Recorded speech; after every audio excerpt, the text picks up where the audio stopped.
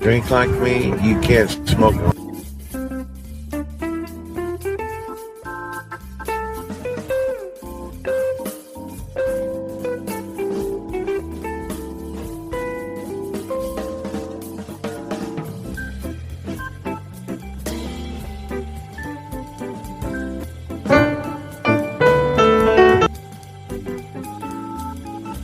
Like me, you can't.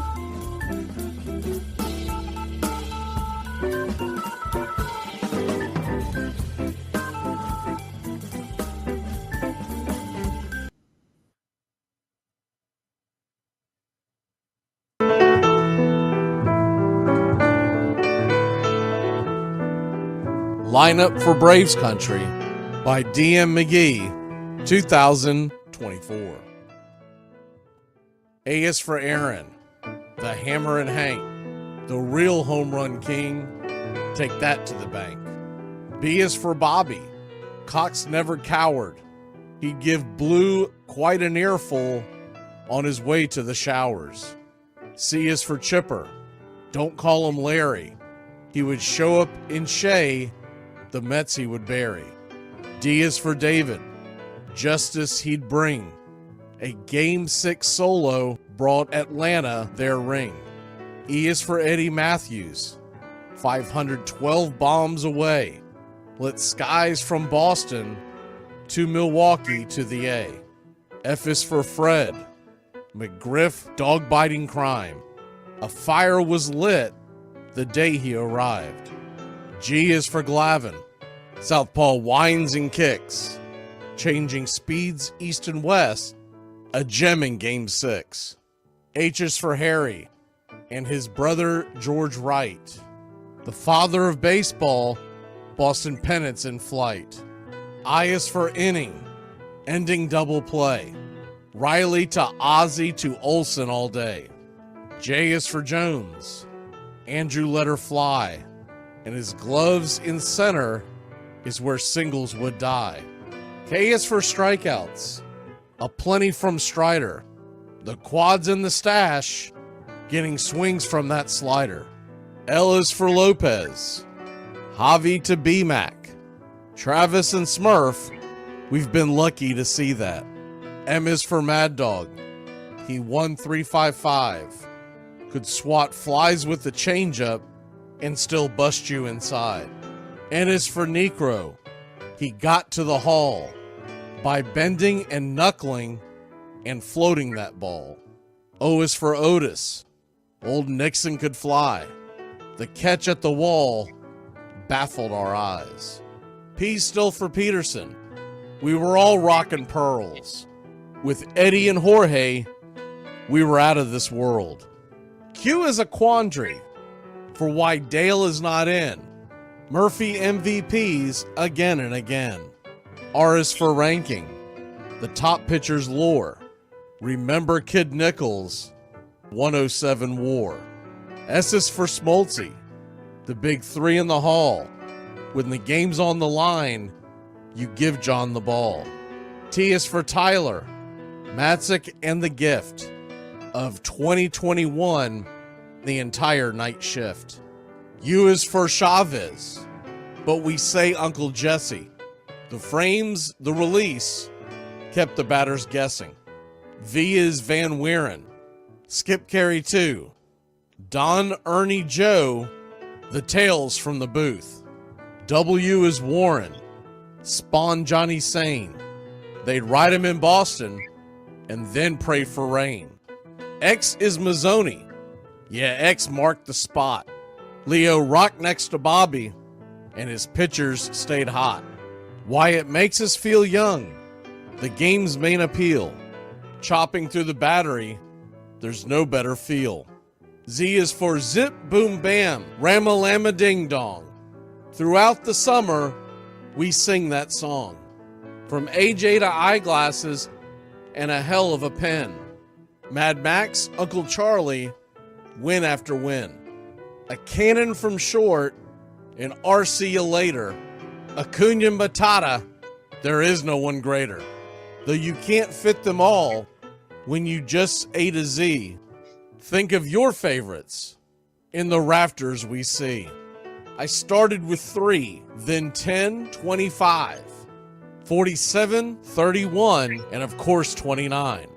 Let's not forget 21, 41, 35, the great 44, or 755, and old number 6, who led his great teams.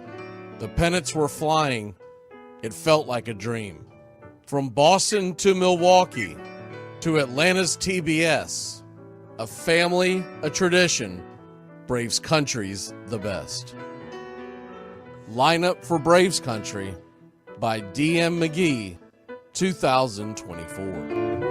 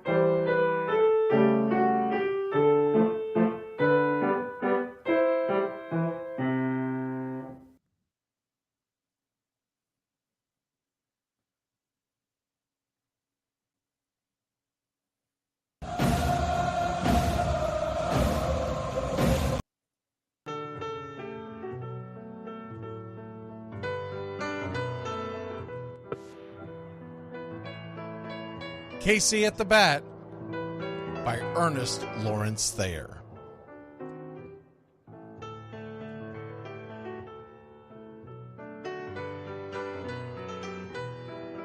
The outlook wasn't brilliant for the Mudville Nine that day.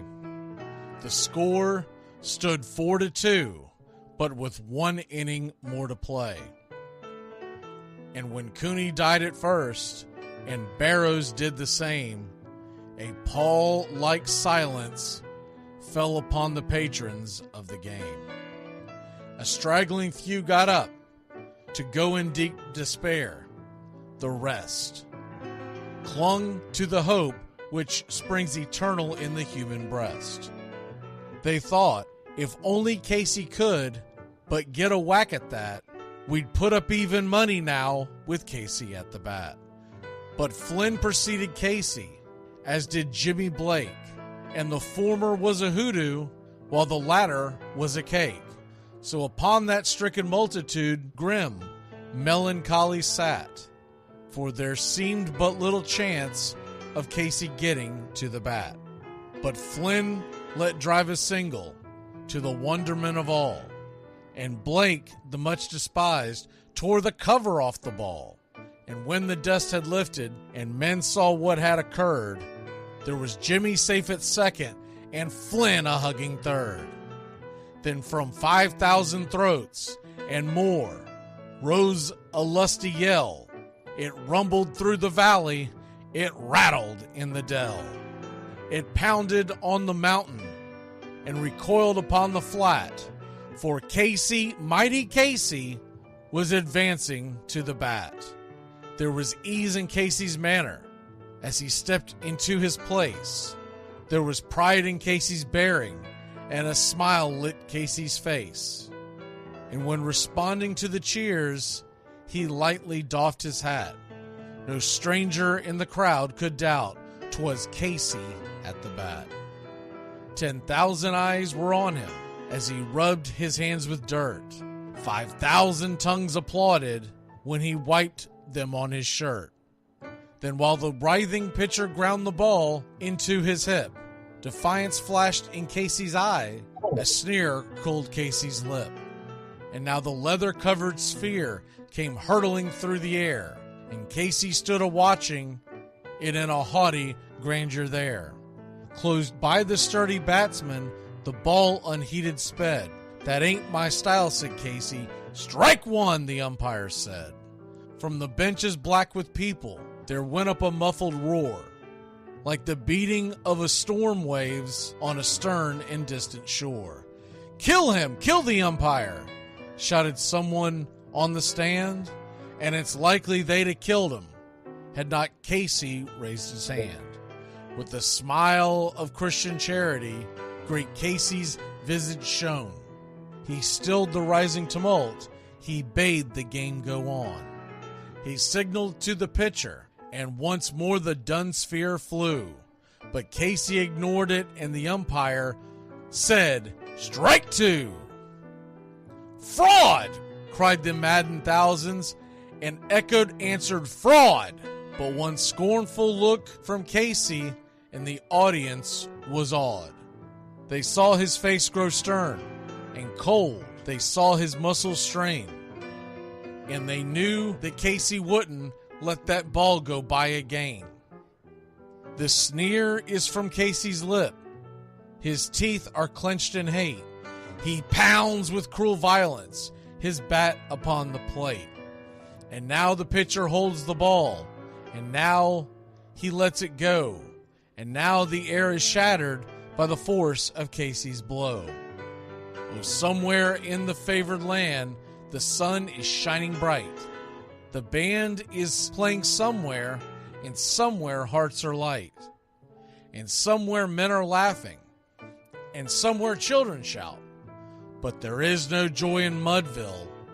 Mighty Casey has struck out. Casey at the Bat, Ernest Lawrence Thayer, published June 3rd, 1888. San Francisco Examiner.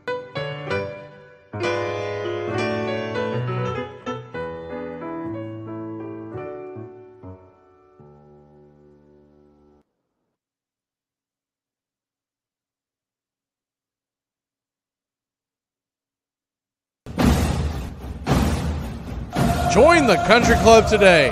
The first month is free. You'll have access to badges, one-of-a-kind emojis to display your Braves pride throughout the ball game. You'll also get instant access to our video drops. Members-only chat, wallpapers, and more is on the way. Help support Braves Country Radio. Join the country club today.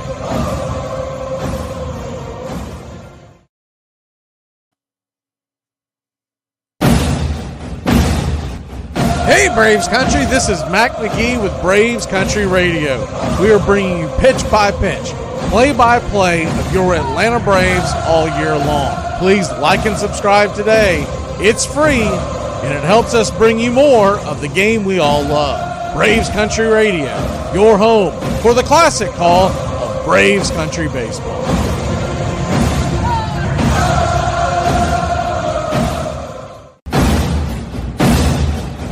Braves Country, I'm Mac Magee. Join us for pitch by pitch, play by play, the classic call of Braves Country Baseball. We're bringing you Atlanta Braves baseball all year long. Jump into our pregame show, Braves Country Today, just before first pitch. Stick around for the postgame show, Braves Country Tonight, where we will open up the phone lines and react to your calls or your comments all year long. That's Braves Country Radio, pitch by pitch, play by play, your home for the classic call of Braves Country Baseball.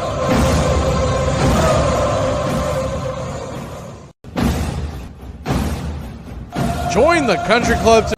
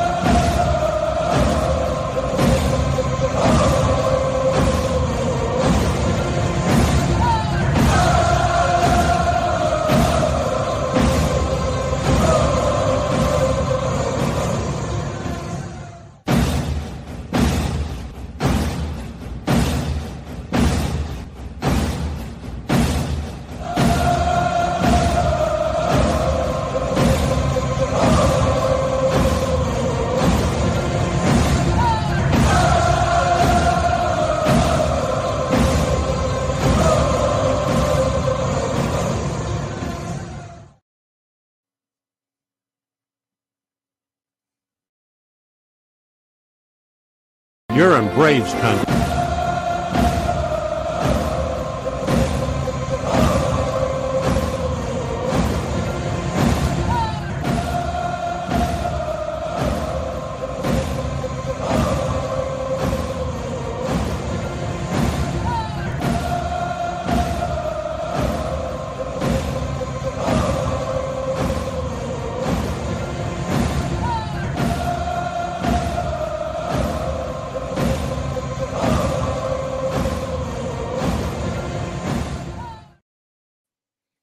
Welcome in, Braves Country.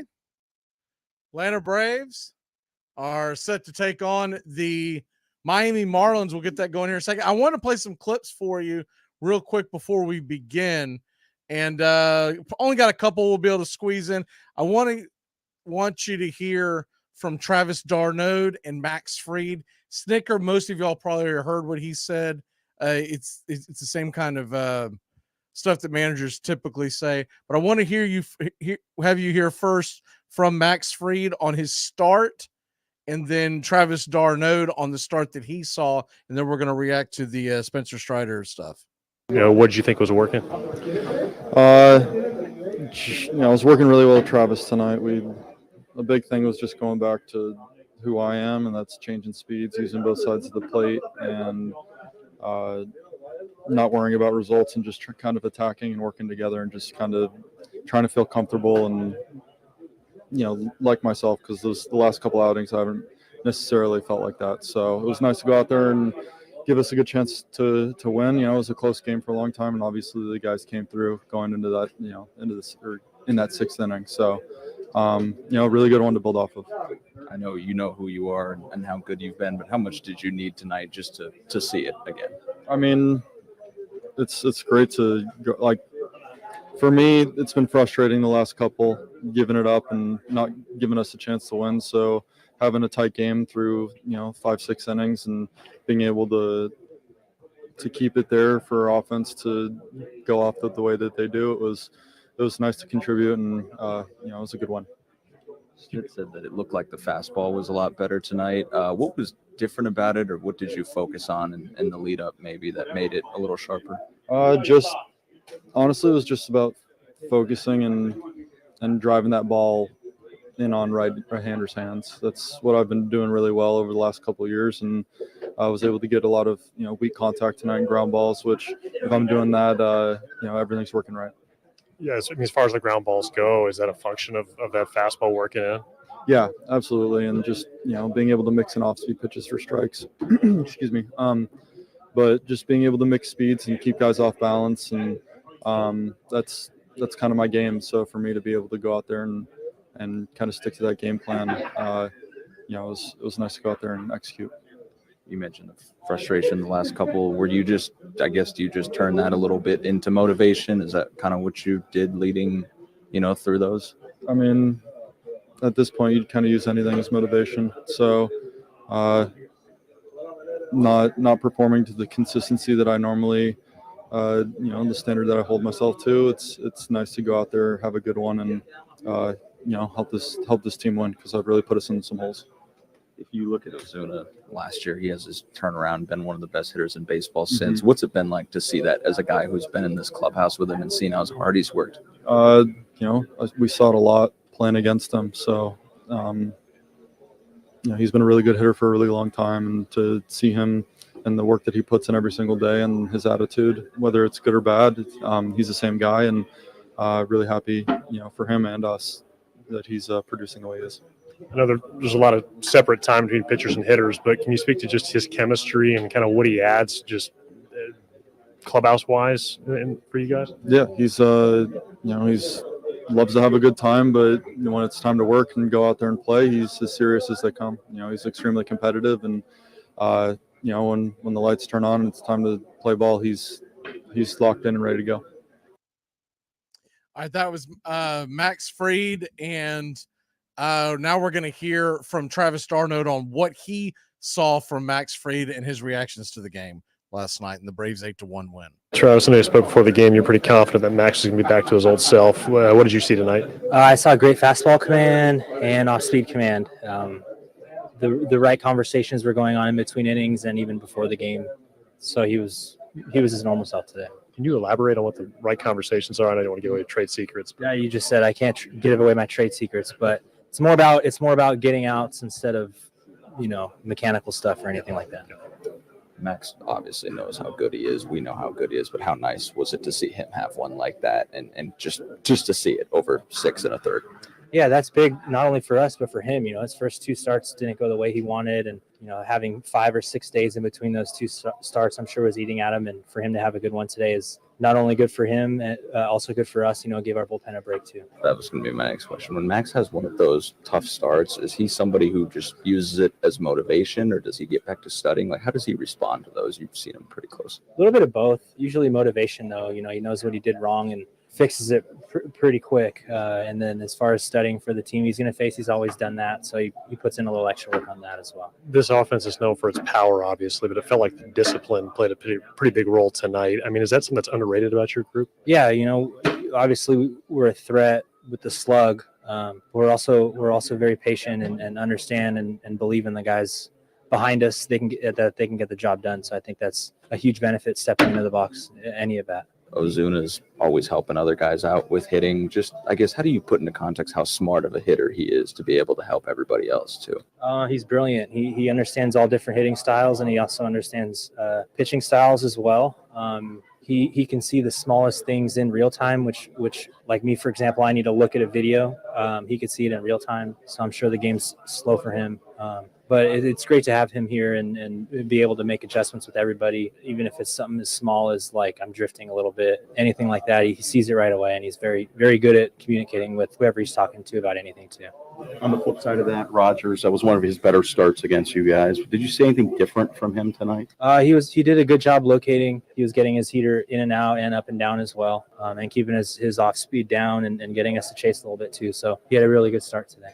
With some of the success you guys have had against the Marlins, I know no win is guaranteed, but does that do something mentally when you know you've been good against this team recently? Truthfully, not really. It's a new year. You got to respect everybody you play against. Otherwise, they'll sneak up on you and you'll get caught on your heels. So we show them the respect they deserve. They're still a big league team, and we just go at it like any team. Did you see the moss, the bugs? Yes, I did. It was wild. It was wild. I don't think I've ever seen that here. Yeah, in between the pitcher's mound and home plate as well. They were everywhere. Okay, so there you have that. First of all, if you didn't catch the game, in the middle, I want to say it was 6th, 7th inning, there were this ridiculous moths that came in, and it wasn't the fact there were moths, it was the number. Now they quickly dissipated, but the first thing that you thought of was, if you're familiar with the American League playoff game between the Yankees and the Cleveland Indians at the time, I want to say that was way back, is around a decade or so ago. That's the first thing that came to mind. Now, it didn't last nearly as long, and it wasn't nearly as agitating, but you do wonder if that will play into whether or not they want to open the roof at the stadium on certain nights when they think that might be an issue. But anyways, today we got Chris Sale versus Max Meyer. Main thing to keep a look on this: no one has seen Max Meyer. No Atlanta Brave has faced Max Meyer. And so this will be our first time seeing him. And with that being said, first time through rotation might be a little tough. He is a tough righty. We'll go over his pitch types more when the game starts, but he throws a sinker, a four seam, a change, and a slider. Those are his 4 main pitches. And he tops out at 95 miles an hour. You'll see the change come in about the mid 80s. So big disparity in what they have going on as far as their starting pitching, his repertoire. You might see some swing and miss stuff here. He's been really good so far this year. Chris Sale, conversely, he's been really good so far this year. And looking at the numbers against the Marlins, well, they haven't had a lot of success with them. So I kind of expect a low-scoring game. Pick to click because of the right-hander. I'll go with the left-hander. Give me Matt Olson. Give me Matt Olson to get into one today. And I'm going to take a lower-scoring game. Braves win this one. I'll say 5-2. 5-2 Braves win. We got to step aside, give you the all the intros and all that stuff, and then we will be ready for pitch by pitch, play by play. Let's get it, Braves country. Like me, you can't smoke like me. So don't try and be like me. Let's party together.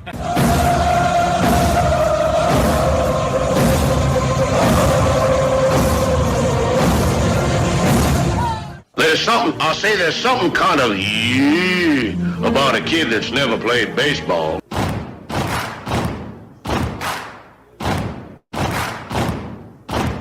Baseball is a beautiful thing. It's more beautiful in an old park. It's asymmetrical and quirky. But even in a dome with artificial turf, it's beautiful. The way the field fans out, the choreography of the sport, the pace and rhythm of it, the fact that pace and rhythm allows for conversation and reflection and opinion and comparison. In right field, the crowd is tormenting Strawberries, singing Darryl, Darryl. Little roller up along first, behind the man. It gets through Buckner. Here comes Knight, and the Mets win. And there's a fly ball deep to left. It's on its way. There it goes, and the Yankees are going to the World Series. Aaron Boone. Ground ball stabbed by Polk. He has it. He underhands to first for the first time in 86 years.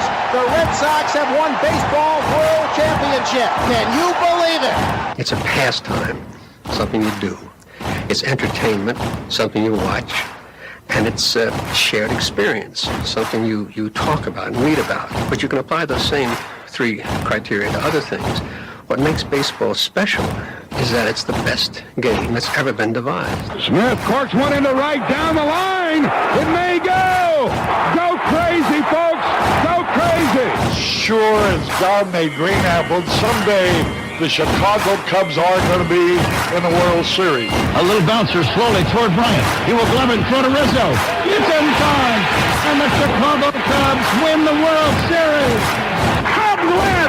What a lucky break. The good Lord wants the Cubs to win. How can you not be romantic about baseball? If baseball is about caring, about loyalty and rivalry, Braves fans are on their feet hoping for some kind of a bleeder or a seeing eye single. Here's the 1-2 pitch. Fastball hit high and deep down the right field line. It's going back, back, back. Is it fair? Is it zip, boom, bam, it's gone. Ram-a-lam-a ding dong, a 3-run shot, and your Atlanta Braves have taken a 1-run lead. She's gone, baby!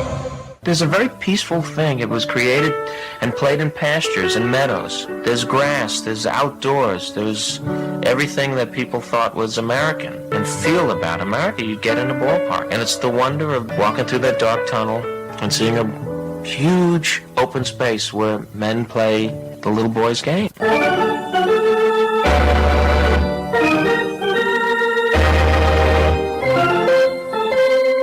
I believe in the Church of Baseball. I've tried all the major religions and most of the minor ones. I know things. For instance, there are 108 beads in a Catholic rosary and there are 108 stitches in a baseball. I prefer metaphysics to theology. You see, there's no guilt in baseball, and it's never boring. It's a long season and you gotta trust it. I've tried them all, I really have. And the only church that truly feeds the soul day in, day out is the Church of Baseball.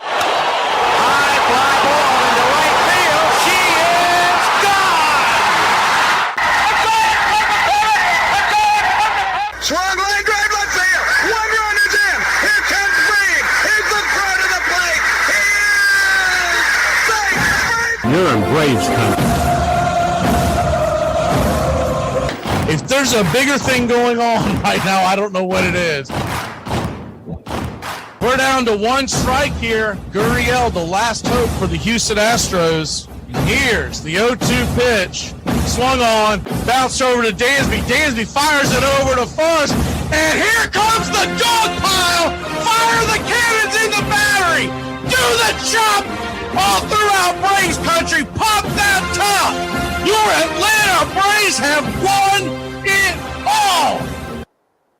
Oh, say, can you see by the dawn's early light what so proudly we hailed at the twilight's last gleaming, whose what stripes and bright stars through the perilous fight o'er the ramparts we once were so gallantly streaming, and the rockets red glare, the bombs bursting in air, gave proof through the night that our flag was still there. Oh, say does that star-spangled banner yet wave o'er the land of the free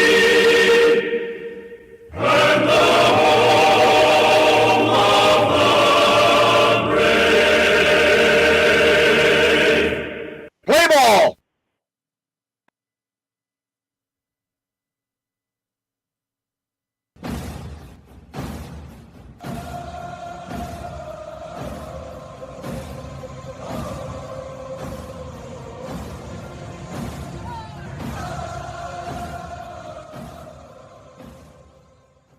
On a beer? 7 o'clock in the morning. Scotch? Hey, howdy, hi, and how the hell are you? Pull up an armchair, girls and boys, and join us for Braves Country Baseball. You're listening live, and the scene is Lone Depot Park in Miami, Florida, where we're set to bring you pitch by pitch, play by play of your Atlanta Braves. Hi, I'm Mac Magee. Here are your starting lineups for today's action. Leading off for your Atlanta Braves, it's Ronald Acuna Jr. playing right field, batting .255, 4 RBI, 6 stolen bases. Batting second, playing second, Ozzie Albies, 2 home runs, 13 RBI, 1 stolen base, batting .333. Batting third, playing third, it's Austin Riley with 2 home runs, 11 RBI, batting .269. Matt Olson batting cleanup and playing first base for your Atlanta Braves, 3 home runs, 10 RBI, a .280 average. Marcell Ozuna, your designated hitter, batting fifth, 6 home runs, 16 RBI, batting .360. Michael Harris II, batting sixth and patrolling center field for your Atlanta Braves. 2 home runs, 7 RBI, 1 stolen base, batting .327. Orlando Arcia, batting seventh and playing short. He's batting .383 on the year with 3 RBI. Travis d'Arnaud, batting eighth behind home plate with a .219 average. He has 4 RBIs. And batting ninth and playing left field, it's Jared Kelenic. He's batting .462 with 3 RBI. On the mound today for your Atlanta Braves, it's Chris Sale Day. He's 1-0 with a 3.38 ERA, 1.03 whip, 10.2 innings pitched, 9 hits allowed, 13 strikeouts against 2 walks and 1 home run. He'll be going head-to-head versus Max Meyer. The youngster is 1-0 with a 2.45 ERA, a .73 whip, 11 innings pitched, 5 hits allowed, 7 strikeouts, 3 walks, and 2 home runs. He'll be backed up in the bottom of the first inning for the Miami Marlins with Luis Arias leading off and playing second base, batting .259 with 1 RBI. Josh Bell, the designated hitter, batting .192 with a home run and 6 RBI, batting second. Batting third, playing first, Jake Berger has a .241 average with 3 home runs, 15 RBI. Brian De La Cruz is batting cleanup and playing left field with 1 home run, 1 RBI, batting .254. Jazz Chisholm is in center field with 2 home runs, 8 RBI, 3 stolen bases, batting .200. Avisail Garcia is in right field with 1 home run, 1 RBI, batting .188. And Rivera is playing third, batting .182 with an RBI. Batting eighth behind home plate, ex-Atlanta Brave, it's Christian Bethancourt. He's 0 for 19 on the young season with 1 RBI. Vital Brujan is batting ninth and playing short. He is 0 for 15. Calling balls and strikes behind home plate, it's Brian Onora. First base umpire, Paul Clemens. Second base will be manned by DJ Rayburn. And down the third base line, it's Brennan Miller. Game time temperatures are 77 degrees, not expecting rain in the area, and the roof being open. Atlanta Braves come in 8-4 on the year, 4-2 on the road. Marlins 2-12, 0-8 at home. The Braves are minus -210 on the money line. The over/under is 8.5. Well, it's about that time. Grab you a cold one. Find you an armchair. It's Braves Marlins Game 2 of a 3-game set. Get that chop arm warm, Braves country. Let's fry some fish and take the series today. Get your game face on.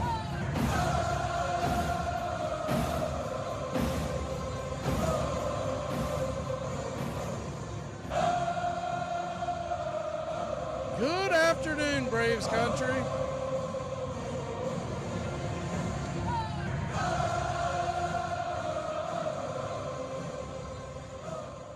We are just about set. The final warm-up tosses are taking place. Get a chance to see what all the hubbub is on this young kid, Max Meyer. He has been a pretty big name prospect in their organization for quite some time. He had some injury issues. So that's why it's been late for him to get to the show and for us to see him. But it does look like that the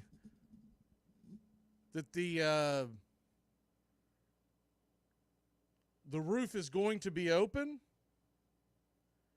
Now I'm double checking something on the Miami feed, saying 22 mile an hour winds, but evidently the winds don't really blow through the park, so they're not expecting that to be a big problem. And it is clear skies in Miami, so you're going to have the shade going across. Right now, it's in between shortstop and the outfield. So I believe you're not going to have it going a direct across home plate like you get at some parks at this time of day, but it still could be a factor with the batter's eye and whatnot over the next couple innings. Atlanta Braves are stepping in with their traditional road grays, and yes, sir, it is baseball time in Braves country. First pitch on the way for Max Meyer is way over the head high for a ball. It's 1-0. Braves wearing their traditional road grays, gray pants, gray tops, Atlanta across the chest, tomahawk underneath, all in red, outlined in navy. The 1-0 pitch misses high and out of the zone, 2-0. Braves will be wearing their blue caps with the white A along with the batting helmet the same. The Marlins are wearing their City Connect jerseys. Some love it, some hate it. More on that in a second. The 2-0 pitch. Swing and a miss. It's 2-1. Set up the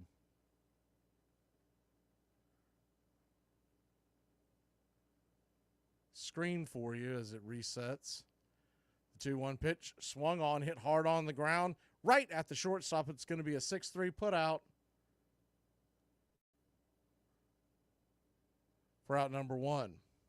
Marlon Acuna Jr., his struggles continue. Hopefully he gets off the schneid in this game. So 1 down. That'll bring Ozzie Albies to the plate. Ozzie, righty-lefty matchup.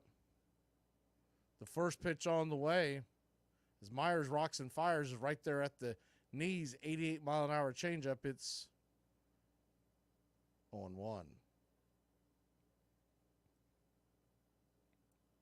The 0-1. Inside, curveball misses, 1-1. So Myers, little erratic to start the game.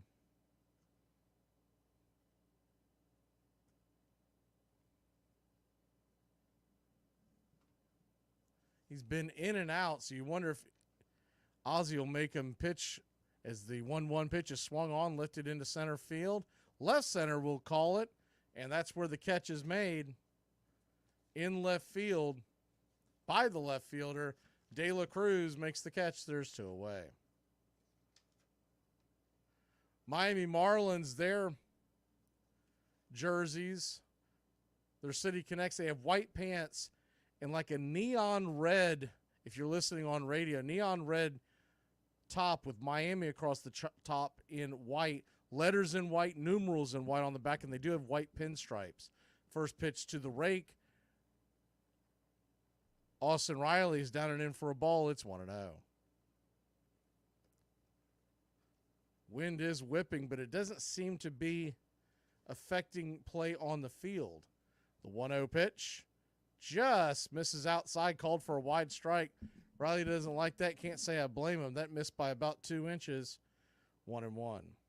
Brian O'Nora is near the bottom of the umpires as far as balls and strikes. The 1-1 pitch. Swing and a miss. Slider of the top, it's 1-1. He is not what you would call one of the more accurate umpires in Major League Baseball. So a 1-2 count, 89 mile an hour, misses on the outer edge. Look like the slider will do it again. 2-2 the count.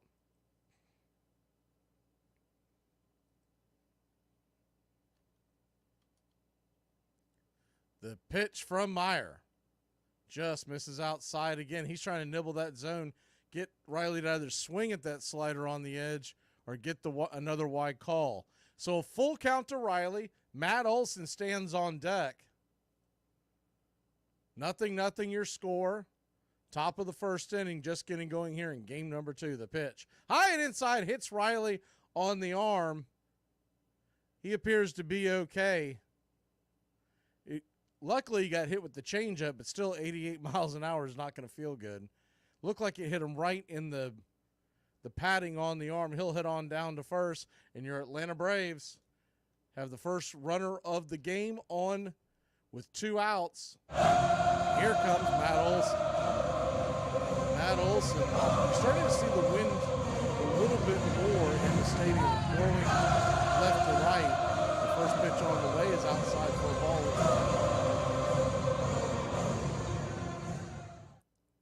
Batting .280 on the year. The 1-0. Swing and fouls it down the line. 1-1. 3 home runs, 10 RBI, and 997 OPS. Runner on first, 2 outs. Matt Olson digs in, wind blowing out to right field, right down his pipe. The 1-1 pitch. Swing, and that ball's lifted high. Deep, but not deep enough. It'll die just before the warning track. Jazz Chisholm will make the catch, and that'll end the inning. Fighting the sun, the Braves go down. We'll be back in a flash. Chris Sale taking the bump. We can't Derby-dern your frazzle-dazzle. Hey, Braves country, I'm Mac Magee. Join us for pitch by pitch, play by play, the classic call of Braves country baseball. We're bringing you Atlanta Braves baseball all year long. Jump into our pregame show, Braves Country Today, just before first pitch. Stick around for the postgame show, Braves Country Tonight, where we will open up the phone lines and react to your calls or your comments all year long. That's Braves Country Radio, pitch by pitch, play by play, your home for the classic call of Braves Country Baseball. We're doing random drug testing today. The only one I won't try is crack. What? Does pineapple belong on pizza? Hell no! No. Yes. That depends on what kind of pizza. If it's pineapple and ham, that's good. But if you're just like trying to throw some pineapple on like a Supreme or something, then you need Jesus. Or how about this? No. Pineapple does go really well on pizza, and that was amazing. That changed the game. Dude, that stuff was awesome. I'm gonna go get some next. I'm gonna go back to Pensacola. You go to Florida too damn much. It's smart.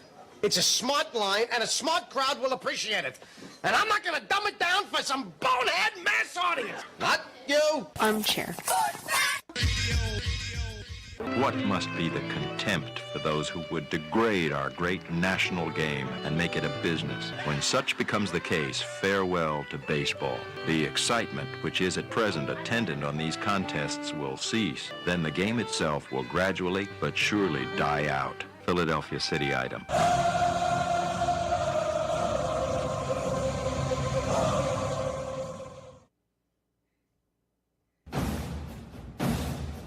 Get this bus moving. Stop. Come back. Too late.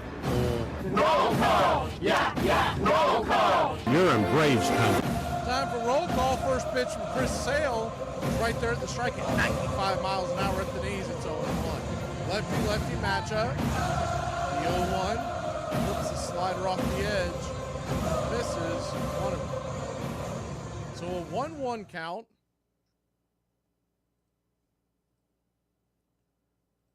Pitch. 95 paints the black.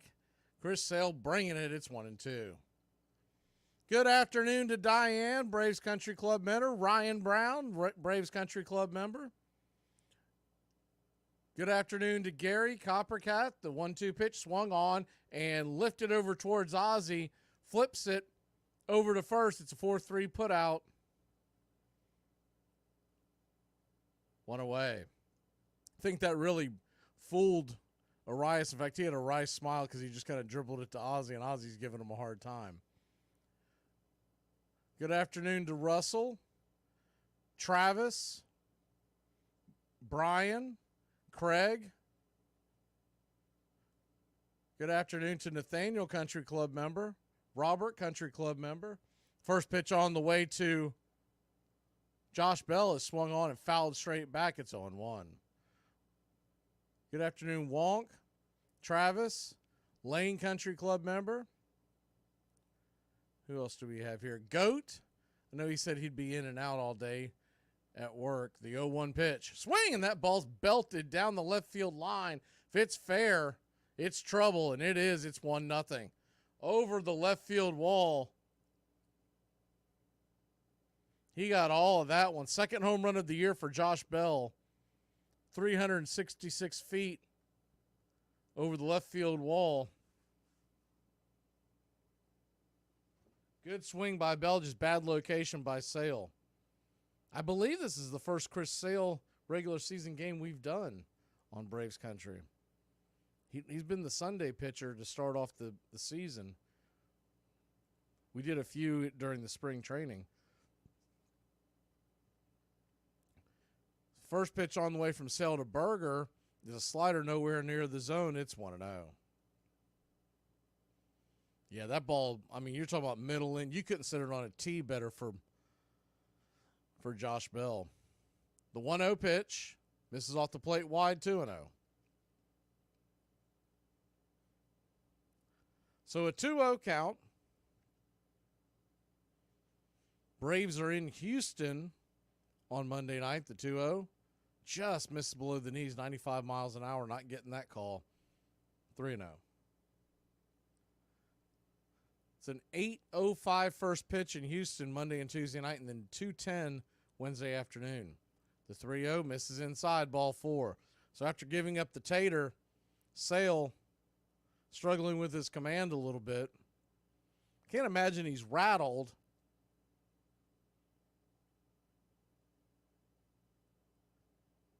Chris Sale, obviously a veteran, a Cy Young winner, a World Series winner. This is going to rattle. I do notice he is stomping the ground with his feet, and I just wonder if he's not getting the right landing that he likes. First pitch on the way from Sale is 95 miles an hour, right there at the knees of De La Cruz. It's 0-1. Sometimes that is a factor. If a guy's not comfortable the way he's coming off the mound.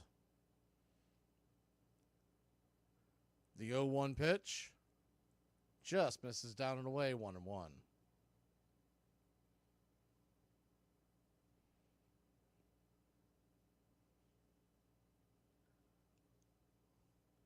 So a 1-1 count, runner on first, 1 out. The pitch, right there for a strike, 88 miles an hour.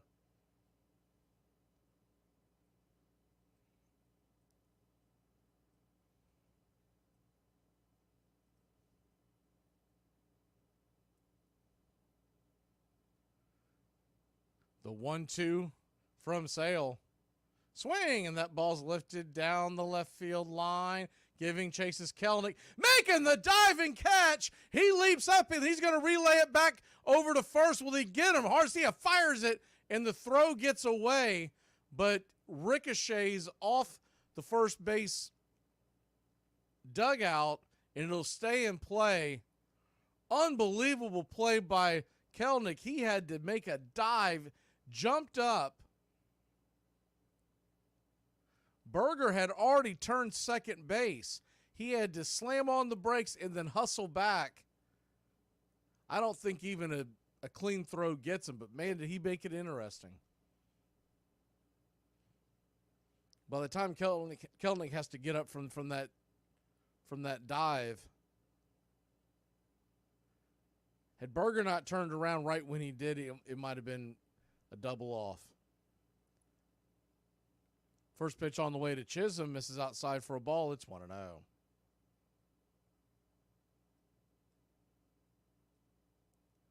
The 1-0.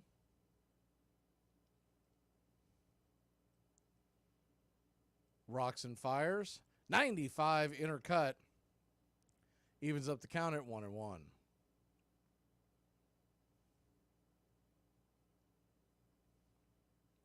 So a 1-1 count.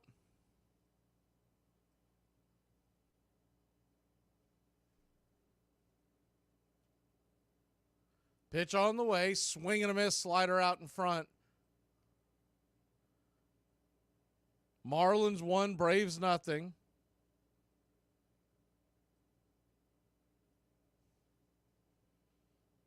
Bottom of the first. Chris Sale comes set. Long lean down and away. Tried to get him to chase that slider 2-2.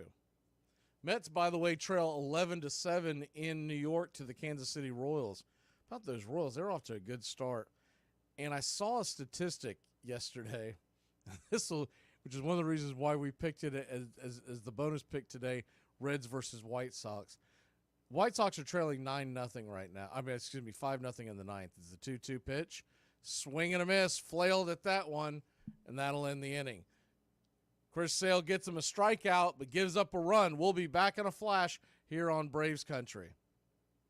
Oh, yeah? Well, me and the Lord, we got an understanding. We're on a mission from God. I'm listening to a game. It's New Mexico State playing Indiana State. New Mexico State is right up the street from El Paso, and I went to UTEP. And we're big rivalries, so I'm hoping that Indiana State will beat New Mexico State. And I'm listening to the radio, and I have no clue of the players on either team. All of a sudden, this name keeps coming. Bird. He goes to the right. Bird. He makes the shot. Bird. I said, damn, who is Bird? Bird. You know, here's Bird, and Bird this, and Bird. Oh, did you see the pass that Bird made? I can't see it, but I'm just trying to imagine it. When the time I got to the end, I said, damn, that brother can play. Hey, I'm going to tell you something. When I got the newspaper the next morning and saw Larry's picture, I said, damn. Armchair. Bad food and overpriced drink had been sold at ballparks since the 1850s, but it took one very ambitious British-born caterer to turn concessions into an empire. Harry M. Stevens had begun his career hawking scorecards in the 1880s, all the while regaling the crowds with quotes from Byron and Shakespeare. By 1901, he was peddling hard-boiled eggs, ham sandwiches, ice cream, and slices of pie in stadiums from New York to Ohio. Then, one cold afternoon, when ice cream sales slowed at the Polo Grounds, he sent out for German sausages, which he put in long buns so fans could hold and eat them. He had made his greatest contribution to the game, introducing hot dogs to the ballpark. You're listening to Braves Country Radio. Please like and subscribe today. YouTube.com/@BravesCountry. Welcome back to Braves Country Baseball. First pitch on the way to Marcell Ozuna. Misses high and out of the zone for a ball. It's 1-0. Braves nothing. Marlins 1. Top of the second. The 1-0 pitch. Misses outside, but called for a wide strike. Ozuna doesn't like it. Can't say I blame him. 1-1. So a 1-1 count. Pitch on the way. Slider misses outside wide. 2-1.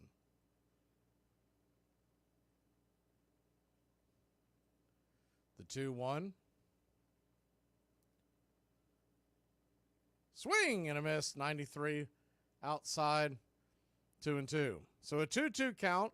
What we've seen from Meyer so far, he gets that 2 strikes on the right-hander. He likes to try to nibble off the edge with the slider. We'll see if that's where he goes this time.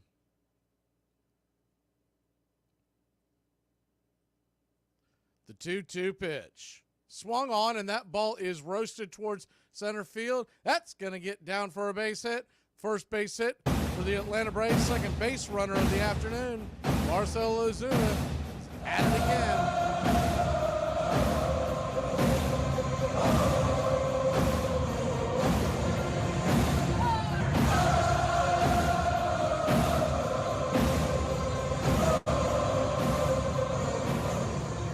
That'll bring Money Mike to the plate. Michael Harris is second. Takes the first pitch. Sinker, 93 miles an hour. Says he missed it up high. It's a borderline call. It's 1-0. So it appears so far, and I was looking at his numbers before, Onara tends to call wide, but not necessarily north and south. Is the 1-0. Misses high and out of the zone. 2-0. Meaning he's more likely to give leniency east and west than he is north and south. See if that's the case today. The 2-0 count for Meyer. Right there at the knees. Good pitch, 2-1.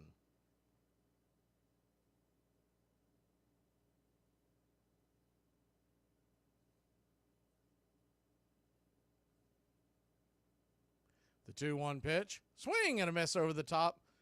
Pulled the string on that slider. 2-2.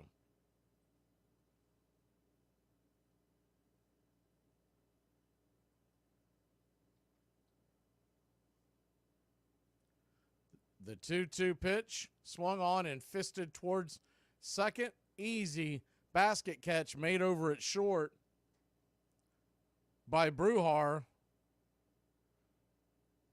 He's got a, you know what, eating grin on his face. Him and Ozuna are giving each other a hard time back and forth. That'll bring Orlando Arcia to the plate.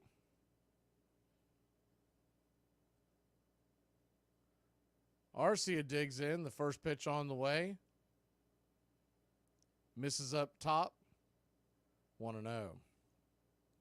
Orlando Arcia batting .283. If you're watching on the Miami, they just straightened it out. Never mind. The 1-0 pitch swung on, grounded over to short. It's going to be a 5-4-3 inning-ending double play. Myers gives up the base hit, but gets out of the jam. We'll be back in a flash here on Braves Country. Tell me you white without telling me you white. What does that mean? He means you're. It's slang. You white means you're white. Oh yeah, I'm that. Here are some baseball facts that you might not have known. Vladimir Guerrero Sr. was a hitting machine and is of course the father of superstar Vladimir Guerrero Jr. But did you know that Vlad Sr. was almost a Dodger twice? He spent 8 months at Dodger facilities as a rookie in 1993, but they decided not to sign him. Then when Vlad was a free agent in 2004, Dodgers went after him again. In fact, the Dodgers were so close to signing Vlad that their executives were congratulating each other for seemingly closing the deal. But he signed with the Angels instead, which is the team that is on his hat in the Hall of Fame. You could be like, I'm so sad, and somebody's like, oh, but you're beautiful. I know, I'm depressed, not ugly. In 1905, John McGraw and his Giants won the National League pennant again, and this time, when Connie Mack's Philadelphia Athletics took the American League championship, he agreed to take them on in the World Series. His decision not to play the year before had cost his players $1,000 each, as much as 1/2 their yearly salaries. Mathewson, who had won 31 games that season, easily deceived the hitters on the Athletics in the series, pitching a record 3 shutouts in 6 days, 27 innings, and not a single run. The greatest pitching performance in World Series history. The Giants easily beat Philadelphia, 4-1. With Christy Mathewson, New York looked unbeatable. Mathewson was the greatest pitcher who ever lived. It was wonderful to watch him pitch when he wasn't pitching against you, Connie Mack. Pull up a chair. Braves Country Radio, your home for the classic call of Braves Country baseball.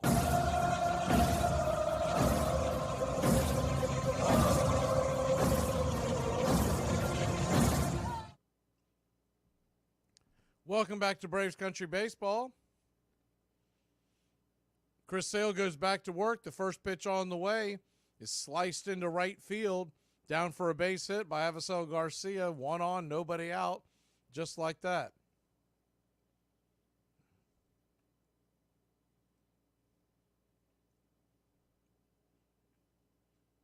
Pitch was on the outer edge, and he just slapped it over to right. Didn't try to do too much with it. So that'll bring up the number 8 hitter, Manuel Rivera, batting 182 on the year. Lefty-righty, first pitch way outside wide, 95 miles an hour. It's 1-0.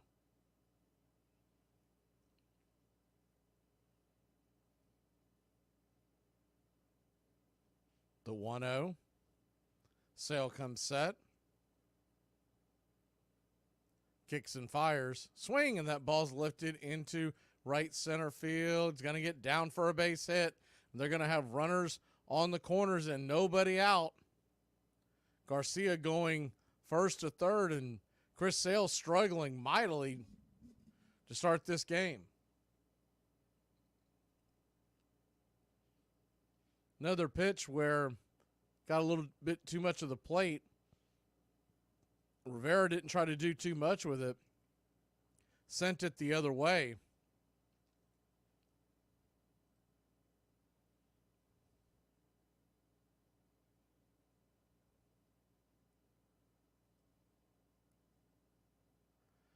So nobody out. First pitch on the way to Bethencourt. Grabs the outer edge for a strike. Good pitch by Sale. 78-mile-an-hour slider. It's 0-1. The 0-1 is right there for a strike again. Bethencourt can't pull the trigger. It's 0-2. So an 0-2 count. He's gone 78 and 79-mile-an-hour slider to start it off. See where he goes on the 0-2 pitch. Sale comes set. Looks and fires. Swing and a miss. Strike three. Got him with the bender on the inside cut just above the ankles. One away. Big strikeout. Now you got the double play in order.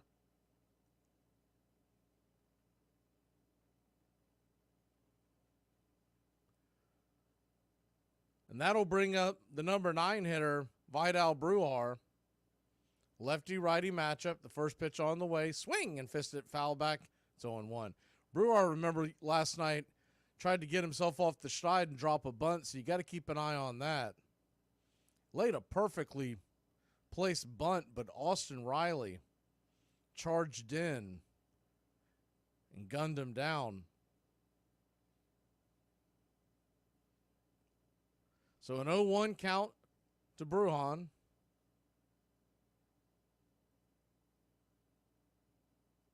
The pitch. Swung on. That ball is laced into left field.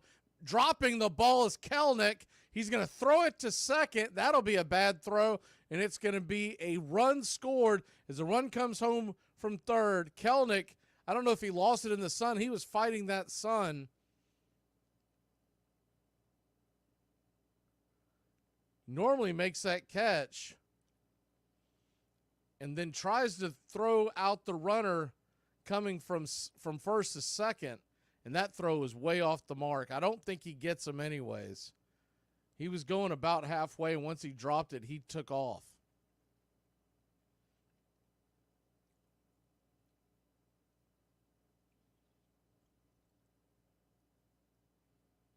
So runners on first and second, one out. Chris Sale comes set, the 28th pitch of the afternoon. Right there for a strike. Slider comes across. It's 0-1.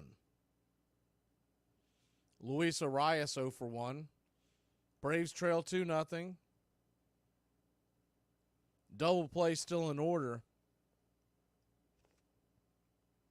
The 0-1 pitch. Swing, and that ball's up the middle. Arcia's got it. He'll step on the back, fires it over to first, and it is a 6-3 inning-ending, rally-killing double play. Braves give up a run, but keep it at that. It's 2-0. We head to the top of the third. Listen, if you feed your kid frozen pizza or chicken nuggets for dinner, you are a terrible parent. I don't care what it takes. You take the time out and you put that in the microwave. Today we're going to talk about the career of Rod Carew. He made his major league debut April 11, 1967. He had a career-high 5 hits against Washington on May 8, 1967. On May 20th, 1967, he became the first Minnesota Twins player to hit for the cycle. All of these things happened in his first 2 months in the major leagues. He was an 18-time All-Star. He only missed 1 All-Star game in his career. In 1969, he stole home 7 times.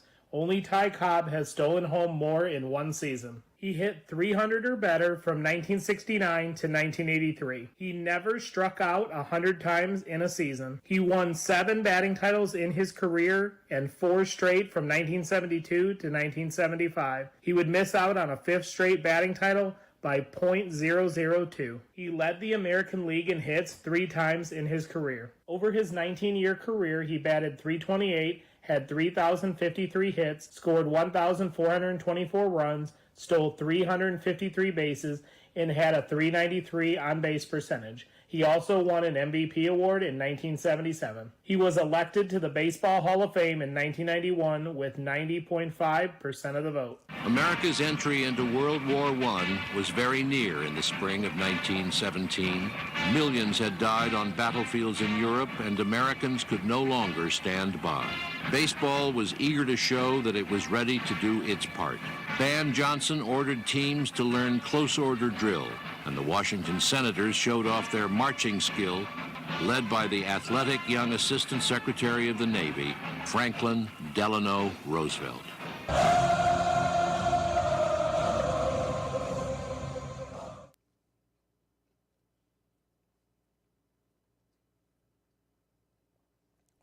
Welcome back to Braves Country Baseball.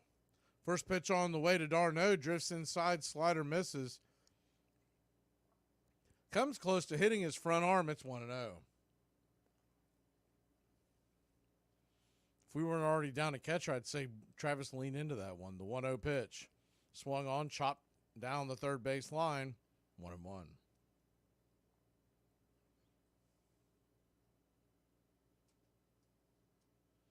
If you're just joining us, the Marlins scored 1 in the first, 1 in the second. That's where we stand, 2-0. Top of the third, the 1-1 to d'Arnaud. Swing, and that ball's hit hard into left field. That's going to get down for a base hit. And the Atlanta Braves once again have the leadoff runner on. See if they can do something about it. Good piece of hitting by Travis.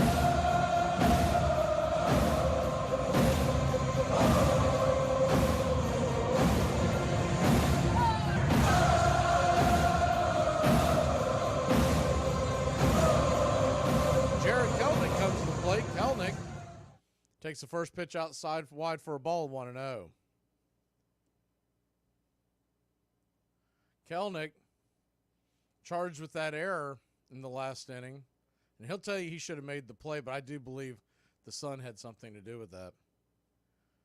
The 1-0 pitch, swing and a miss over the top, slider on the outer edge, 1-1.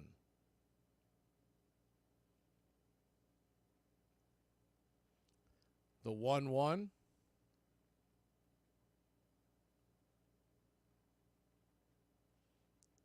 Swung on and chopped foul between home and first, rolling slowly to the dugout. Arcia grabs it. So a 1-2 count to Kelnick. Ronald Acuna Jr. stands on deck. Runner on first, nobody out.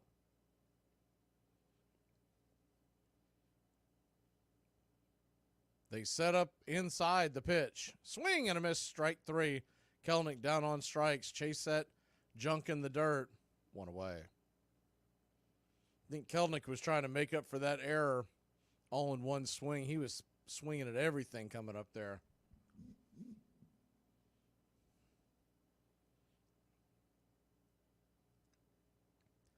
So 1 down.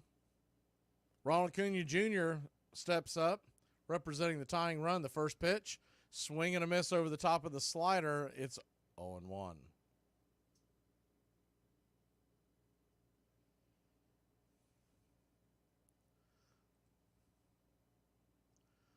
The 0-1 on the way, swing and pops it up. Shallow right field, dying quail into the glove of Garcia, 2 away. Acuna's not just in a slump, like he's just giving at bats away, and that's the most frustrating thing about this.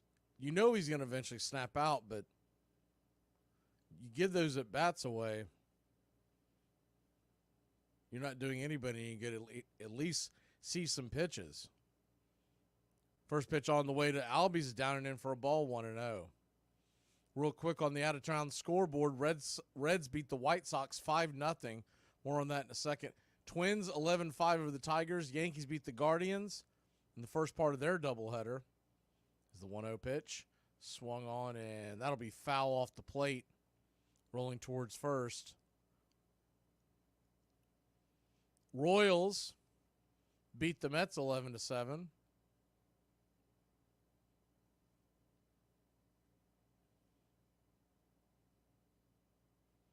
believe that was Manaea on the mound for the Mets.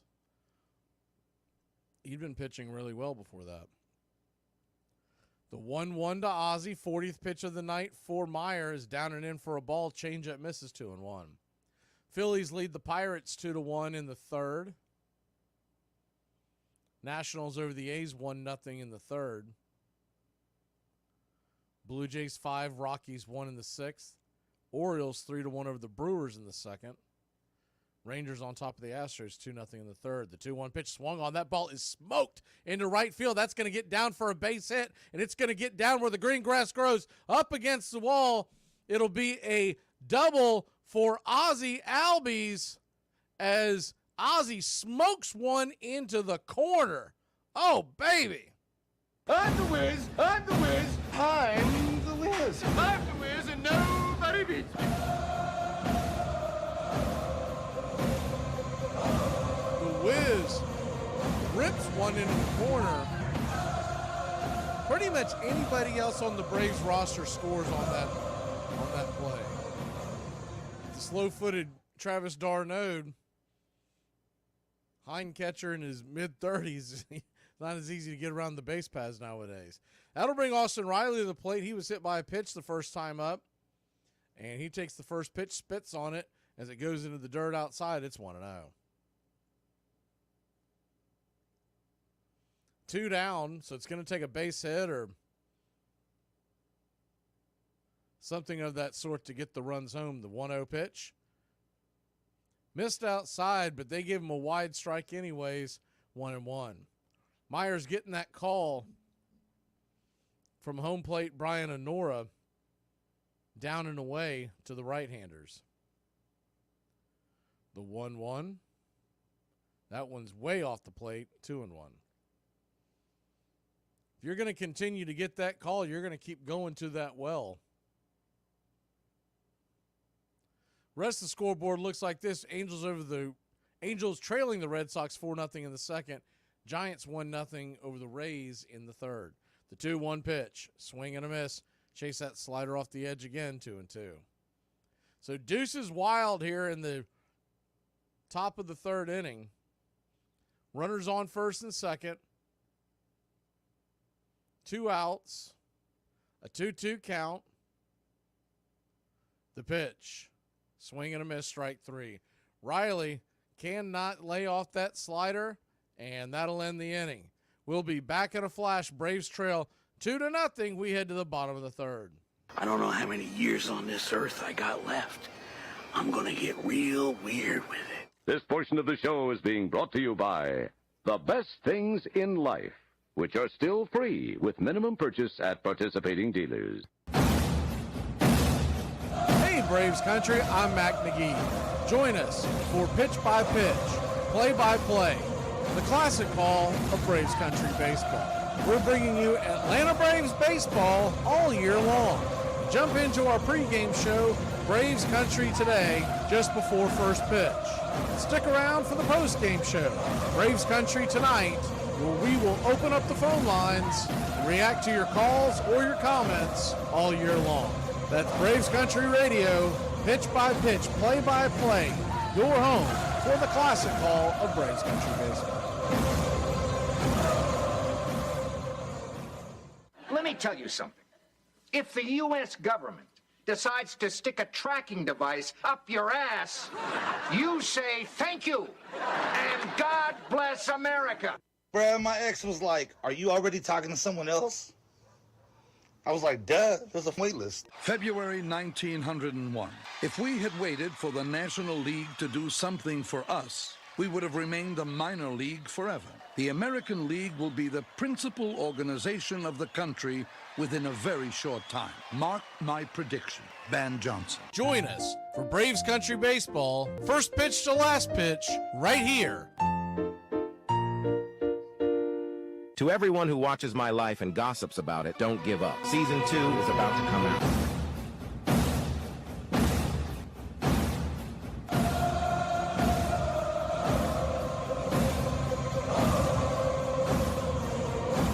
Welcome back to Braves Country Baseball. Missed the news earlier. Spencer Strider indeed is done for the season with the UCL injury to his right elbow. He'll have an internal brace put in. And the only good news that comes from this is the first pitch on the way to Josh Bell, who hit one out his first time up, skies it high into shallow center field, racing in, making the catch as Money Mike, one away. The only good news is because it's not actual Tommy John surgery, he could be back as early as the beginning of next year. Now, that's a big if. If everything goes right. But if it was Tommy John, you're talking about best case scenario 15, usually 16 months. First pitch on the way from Berger, from Sale. Is a strikeout there on the outer edge. It's 0-1. And honestly, you're rarely, as the 0-1 pitch, swing and a miss over the top, 0-2. The guys that come back from it are rarely back in the 15, 16-month window that they tell you. You look at some guys who it'll take them 2 years to make it back in some of these major injuries. Walker Buehler still hasn't come back for the Dodgers. The 0-2 pitch, right there at the knees, called strike 3. Got the changeup on the outer edge and froze them to away.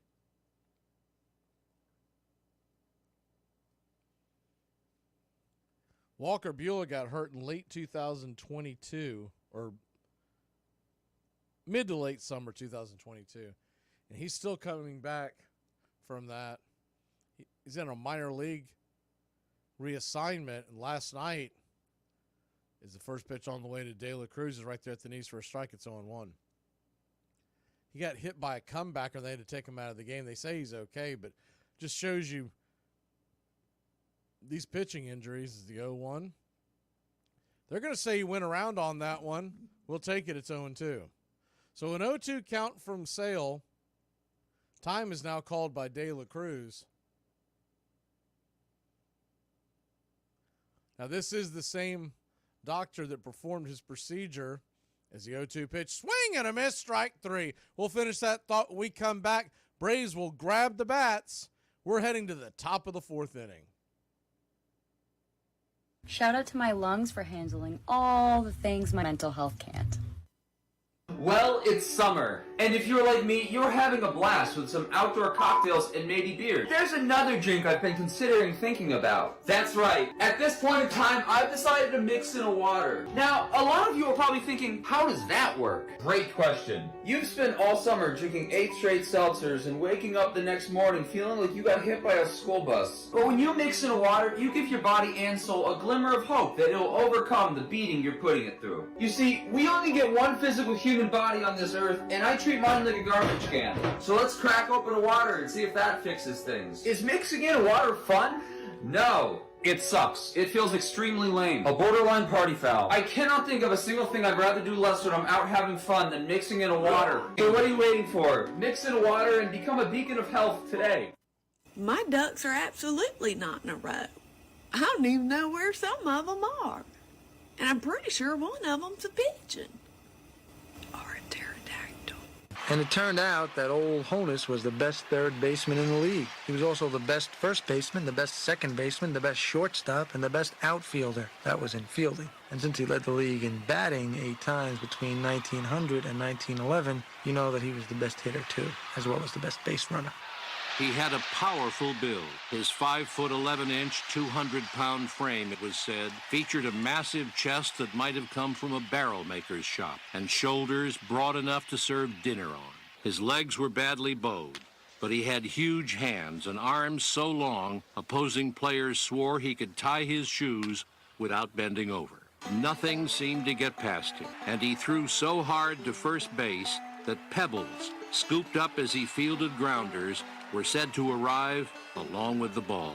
Welcome back to Braves Country Baseball. Matt Olson will get a second look at Max Meyer. First pitch on the way is swung on and fouled back out of play. Change up on the outer edge. It's 0-1. Meyer at 47 pitches now. So we're here in the top of the 4th inning. creeping up on that 100 like. Please smash that like so we can get that sign down. The 0-1 pitch from Meyer. Kicks and fires. Just off the edge. 1-1.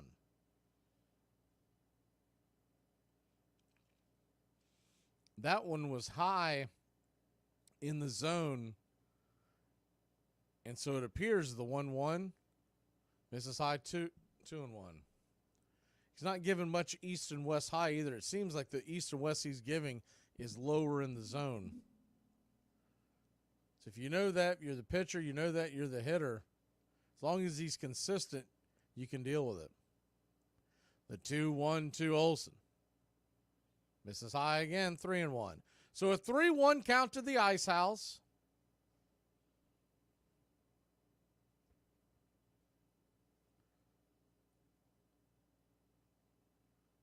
Meyer comes set, delivers.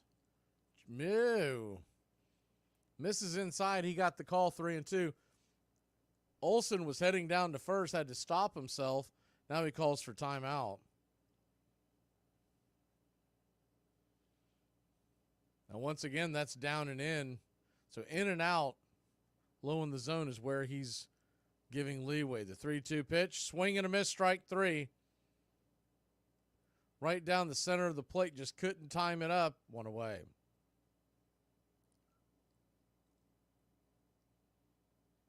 Looked like the changeup. Matty might have been sitting on hard cheese. 1 down. Marcell Ozuna, who's 1 for 1 in the game. First pitch on the way. 94-mile-an-hour fastball on the outer edge, swing and a miss, strike. It's on 1.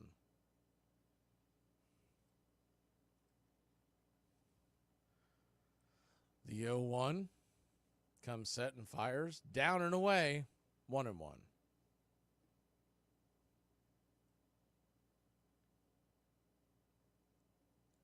So a 1-1 count. Pitch from Myers. Misses just outside, 2-1. Braves have 3 hits, but no runs to show for it. Miami, 2 runs, 3 hits, no errors. Braves, no runs, 3 hits, 1 error. We sit here at the top of the 4th. The 2-1 pitch, wind still whipping. Swing and pops it up. That'll be a can of corn. Easily making the play is Brujan. F6 if you're scoring at home. 2 away.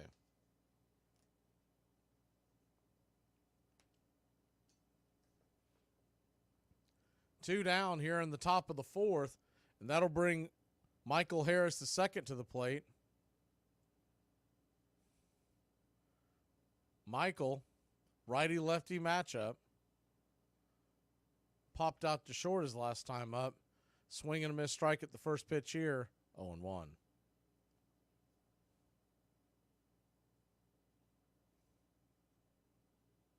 The 0-1 pitch. Swing, and that ball's roasted up the middle. That's going to get down for a base hit. And Michael Harris II. 1 on, 2 outs. Could be on the move.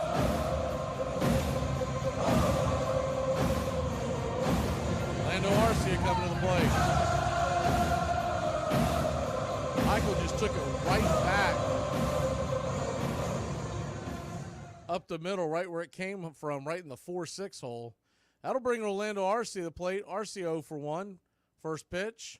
Floats in a slider, top of the zone. Right there, first strike. It's 0-1. Cincinnati did hold on to beat Chicago 5-0, beating the White Sox. The stat I was telling about the White Sox is the 0-1 pitch. Swing and a miss. 0-2. Since opening day, they have scored 3 runs or more twice. Oof. That's got to be a hard watch. Now, I know they've dealt with some bad weather, but you can't blame it all on weather. The 0-2 pitch. Meyer comes set. He, long delay, turns around and flips it over to first, trying to keep Michael from taking off.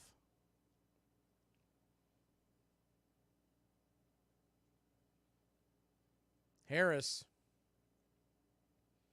definitely has the speed to go. Doesn't run as often as an Acuna, but with the 2 strikes, the pitch, off the plate wide, 1-2.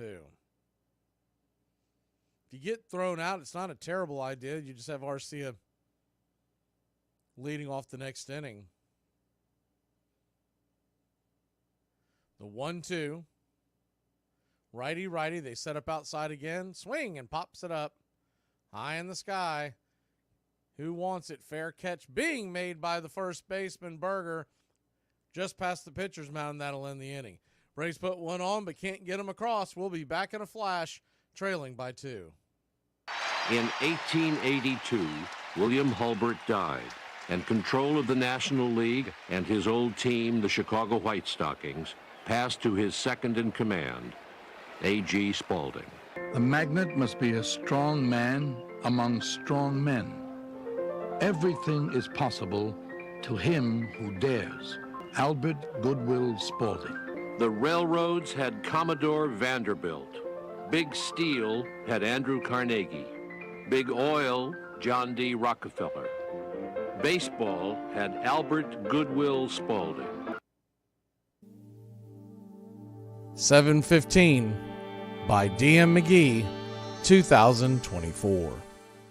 At 7:14, while enduring the hate, he carried the ghosts and stepped to the plate, echoing down from the great Yankee lore, the Bambino's shadow larger from days of before. Henry brushed back the pressure that loomed, threats from fanatics, knowing records were doomed. Into the box, and here comes the pitch. 7:15, it flipped like a switch. Fans escorted 44 round the bases. Hammer and Hank lit up their faces with smiles that unite as he wiped away tears. He hugged Mama tight for so many years. The Hammer had climbed the ladder to the top. A sigh of relief. Briefly, time stopped. We recall and rewind the impossible dream that night down in Georgia of 7:15.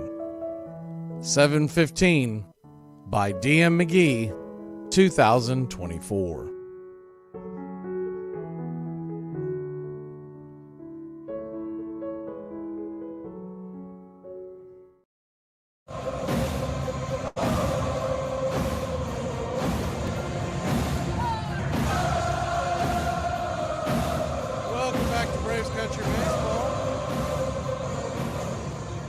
Goes back to work. First pitch on the way. 94-mile-an-hour sinker right there down the pipe to the lefty Chaz Chisholm. It's 0-1. The 0-1 pitch. Slider just misses the outer edge. 1-1.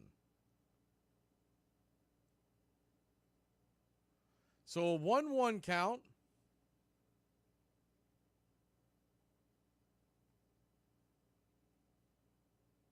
.93 miles an hour, missed inside, zipped it probably about 2 inches off the plate, 2-1.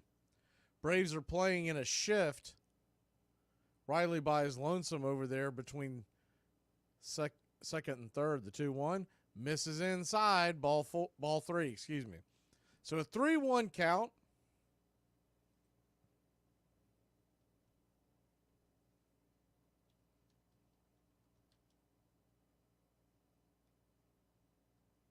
The pitch from Sale, right there at the knees, 3-2.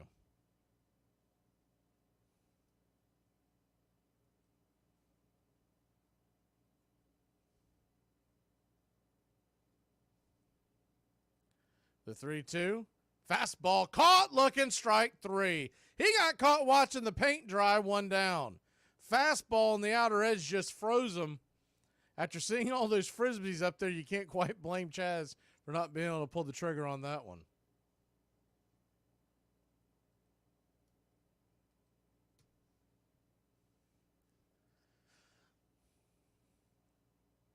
So 1 down.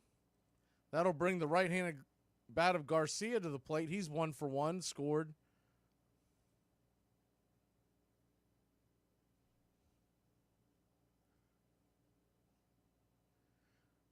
Braves nothing, Marlins 2, bottom of the fourth. Swing and a miss, 96-mile-an-hour fastball. Blew it right by him on the outer edge. It's 0-2. 0-2 count, Sale at just 44 pitches. So he's doing okay on that front. The 0-2 from Chris. In the dirt, 1-2. Kind of a waste pitch there. Don't think he quite hit his mark, but he was definitely trying to get him to swing over the top of that one. 1-2 count. The southpaw winds and deals. Swing and a miss. Strike 3. Lunge for that one off the edge of the pier. Almost fell in the water. They're still away.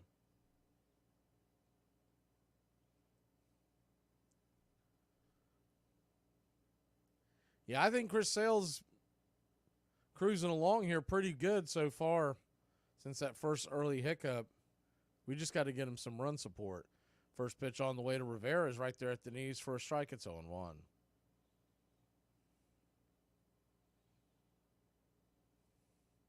The 0-1. Philly leads Pittsburgh 2-1 in the fourth. The 0-1 pitch, 94 miles an hour, misses high, 1-1.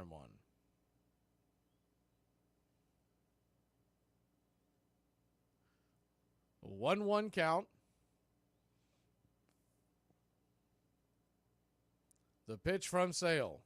Swung on, hammered down the third base side, right at Austin Riley. Atom ball goes 5-3, put out, and that'll end the inning. When we come back, Darnode, Kelnick, we'll see if we can get Acuna off the schneid. Hey, besties. I'm going on a little trip to Rock Bottom. Does anybody want anything? Why are you crying? I was on your computer and I found a file that says My Documents. Oh my god. And I don't understand why it doesn't say Our Documents. Are you serious? Come on. Get out of here. Why is it not us? Oh god. She left me. She left me, Dad. I'm sorry. After all we've been through. I don't know what... I trusted her. I know, buddy. And she left me. I know, but... This hurts so bad. I know. And it's like she doesn't even care. Listen, Amy is only... Amy? Yeah, Amy. Who are you talking about? My Uber driver. This heifer left talking about I'm taking too long. I said, bitch, I'm on my... You know, I just want it to be said that you can go your whole life without doing drugs, drinking, gambling, swearing, just live the best life you could, and then wind up in hell for judging those that did. Branch Rickey graduated from Ohio Wesleyan University, struggled as a catcher for a few years in the major leagues, got a law degree but failed to drum up any clients, gratefully returned to baseball, working for the St. Louis Browns, one of the poorest teams in the majors. He moved up quickly within the organization, scout, club secretary, and in 1913, manager. Rickey was a genius at making do with less. He approached his job scientifically, introducing unusual calisthenics, batting cages, and sliding pits. No ball player can learn to steal bases by practicing sliding into sand pits. I wouldn't ask a veteran to slide into a pit. I don't think much of this theory stuff. Miller Huggins. You're listening to Braves Country Radio, your home for the classic call of Braves Country Baseball. Welcome back to Braves Country Baseball. Atlanta Braves trail this one 2-0. We head to the top of the fifth inning.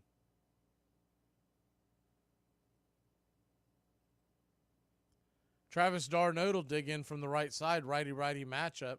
He's 1-for-1. The first pitch, swing and a miss. Right down the pipe over the top, 0-1. The 0-1. Set up outside wide again. Misses high, 94 miles an hour, 1-1. Max Meyer, 25-year-old from Woodbury, Minnesota. Drafted by the Marlins in the first round back in 2020. Third overall pick from the Minnesota Gophers. The 1-1. Swing and a miss. It's 1-2. He debuted in July of 2022.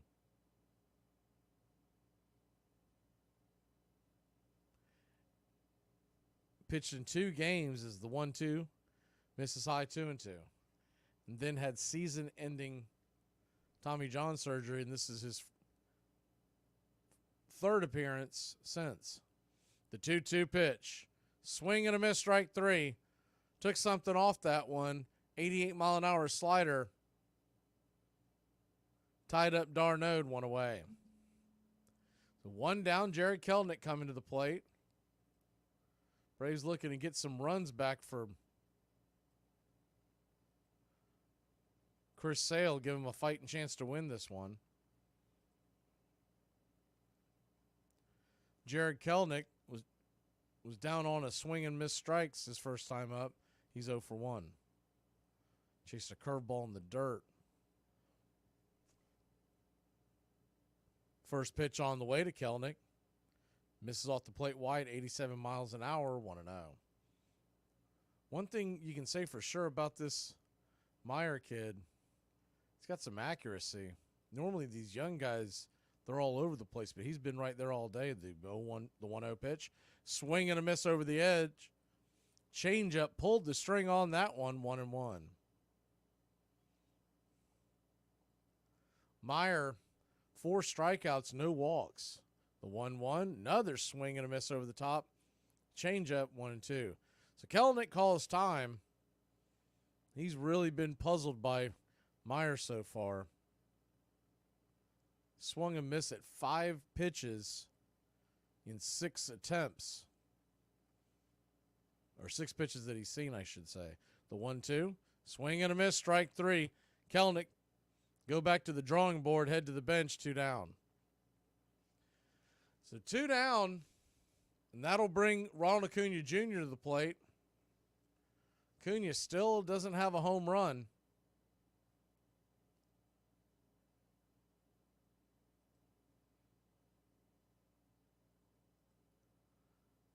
First pitch on the way to Ronnie. Just grabs the outer edge. Wide strike.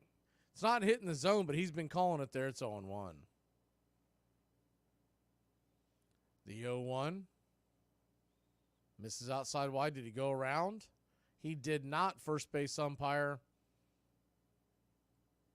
Paul Clemens says no dice. 1-1.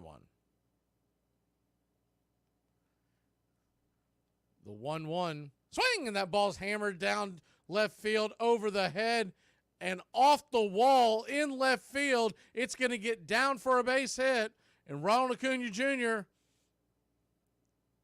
has a 2-out double. He absolutely smoked that one into the corner. Thought it had a chance to possibly get out.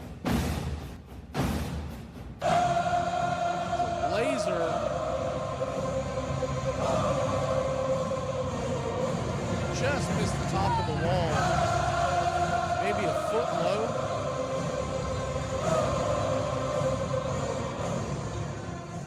See a smile on Acuna's face. At least he got one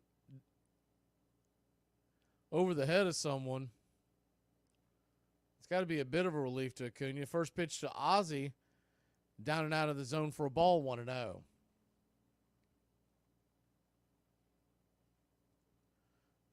The 1-0 pitch. Right there for a strike. Changeup. Intercut, 1-1. So a 1-1 count. Ozzie Albies now batting .340 on the year, 944 OPS.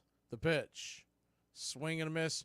Chase that slider in the dirt, 1-2. If I'm Max Meyer, I don't know if I'm throwing much of anything else because we haven't been able to lay off of that pitch. So a 1-2 count.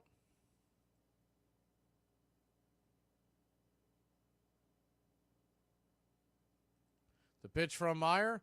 Swing and a miss, strike 3. That'll end the inning. Braves put another one in scoring position, but leave that duck on the pond. We'll be back in a flash here on Braves Country Baseball. Exes be like, but I gave you the world. You gave me depression and a yeast infection. Shut the up. Here are some baseball facts that you might not have known. There have been 4 times where a player to be named later was themselves. For example, in 2005, John McDonald was traded from the Blue Jays to the Tigers for a player to be named later. 4 months later, the trade was completed when McDonald was reacquired by the Blue Jays as the player to be named later. Hit Hey, Braves Country, this is Mac Magee with Braves Country Radio. We are bringing you pitch by pitch, play-by-play of your Atlanta Braves all year long. Please like and subscribe today. It's free, and it helps us bring you more of the game we all love. Braves Country Radio, your home for the classic call of Braves Country Baseball.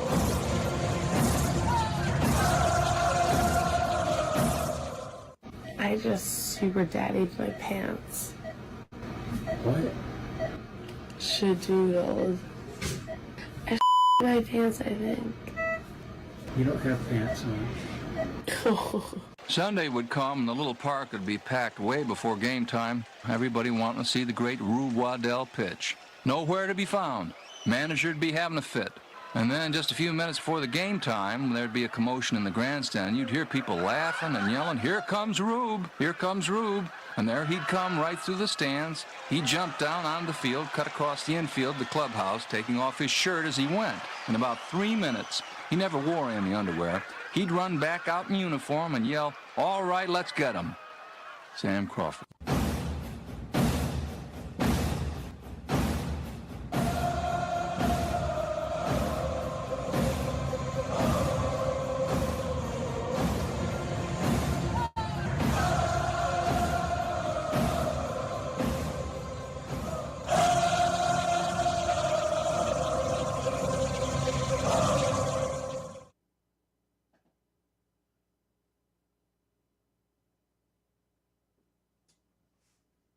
Welcome back to Braves Country Baseball.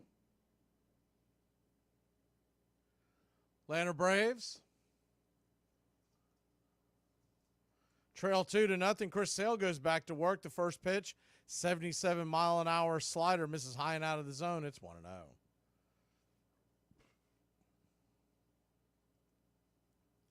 Bethancourt 0 for 1. 0 for 19 on the year coming in. The 1-0. Swung on, comebacker right to the mound. Sales got it. Soft toss to first. A 1-3 put out, one away.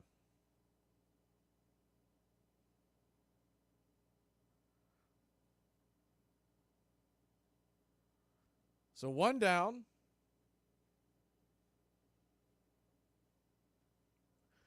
Atlanta Braves back at it against these Marlins tomorrow at 1:35. We'll have the chat cast up. Then play-by-play, pitch-by-pitch of your Braves, 8:05 Eastern, Monday and Tuesday, 2:10 on Wednesday. First pitch to Brujan is inside for a ball. It's 1-0.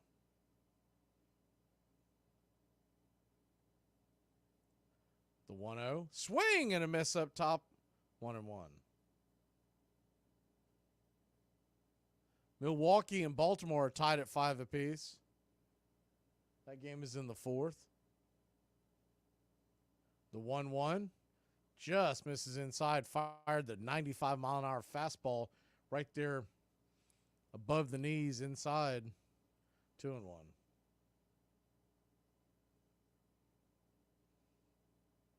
So a 2-1 count. Swing, and that ball's lifted high and deep, but plenty foul over on the right field side.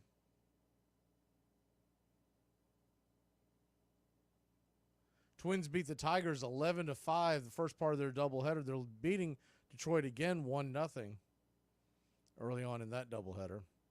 The 2-2 swung on, lifted high into right field, drifting over, making the catch is Ronald Acuna Jr. with that bright yellow glove. And the garnet webbing, 2 away.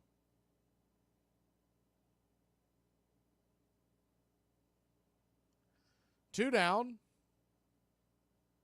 Bottom of the 5th. Braves will have the heart of the order due up in the 6th. You'd think a third time through would be the charm. Some of our better hitters. But Max Myers has been impressive today. First pitch on the way is 95 in on the hand, sawed off down the line, 0-1. Wow, that was coming in hot.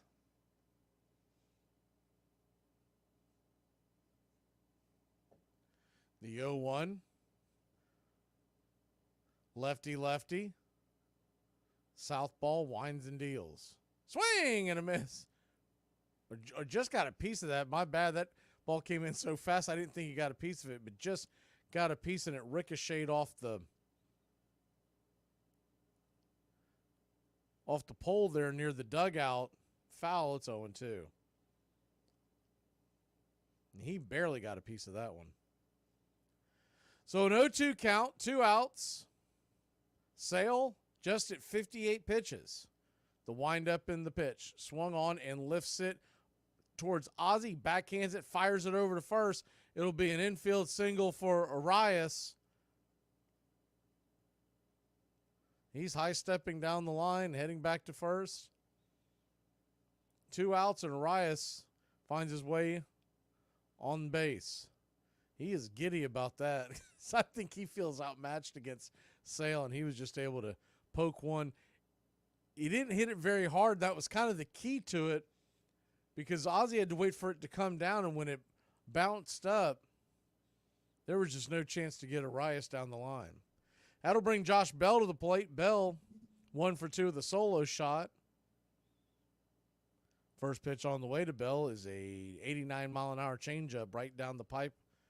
Outer cut, 0-1.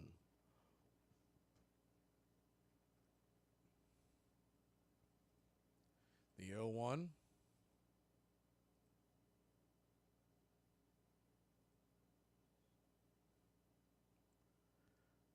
'97 inside, 1-1. So a 1-1 count.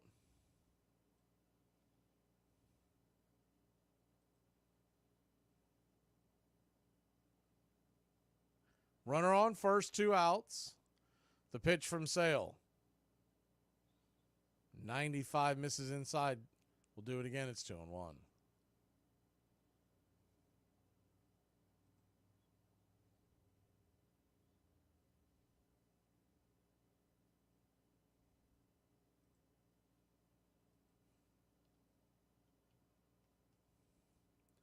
The 2-1 from Chris Sale.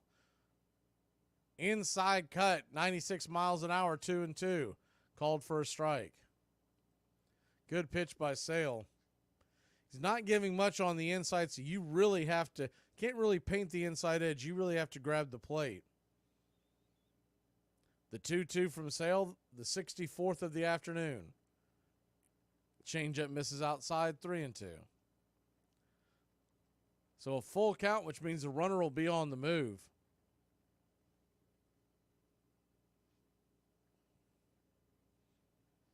Runner on first, 2 outs. The payoff pitch. Sale on the way. Inside, ball 4. And Chris Sale, mad at himself for missing that, pumps his fist as he spins around on the mound. And that'll put runners on first and second, 2 outs. He was looking to hit that same spot that he got the second strike on. Just missed his spot. That'll bring Jake Berger to the plate. Now a dangerous position here because Berger, who can put a charge into one, has runners on first and second, and they'll be running at the crack of the bat. Remember, Bell does not run well at first. The 0-1 to Berger, or the first pitch to Berger, excuse me, who's 0 for 1, is down and away for a ball, 1-0. And Travis d'Arnaud's going to go down up there to the mound and talk to Sale, just kind of calm him down and get him to basically kill some steam. Travis d'Arnaud's so important to this staff, and I think he saw that Sale's still living on what happened in that last at bat. Want to go out there and just kind of any little thing that you can say to him, just kind of get him to calm down. So the 1-0 misses outside, 2-0. A 2-0 count with 2 on, 2-0 your score.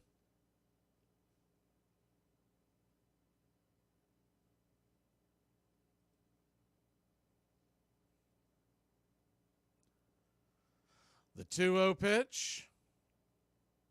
96-mile-an-hour fastball, not getting the call. Man, oh man, that looked like it hit.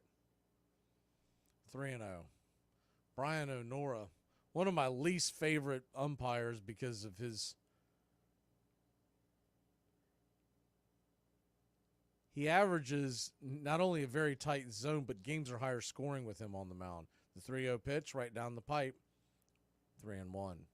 They keep up with the averages of what the expected run is on a game and what the actual run is per umpire. And he's always up near the top as far as expected runs over the average. The 3-1 pitch just grabs the top of the zone but doesn't get the call. Another terrible call by Brian O'Nora. And Sale's starting to let him have it. You can't blame him at this point. That's at least 7 or 8 pitches that he has absolutely blown today, and that one cost him a base runner. And Sale kind of put his arms up like, where the hell was that? And they're showing it on the stat track on the replay, and it is definitely hitting the zone.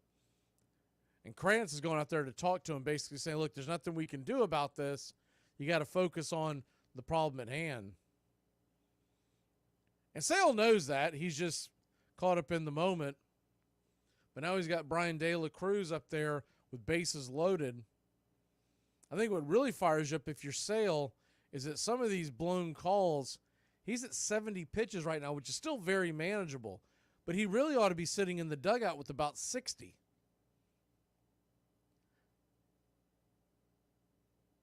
So Krantz will head back to the dugout.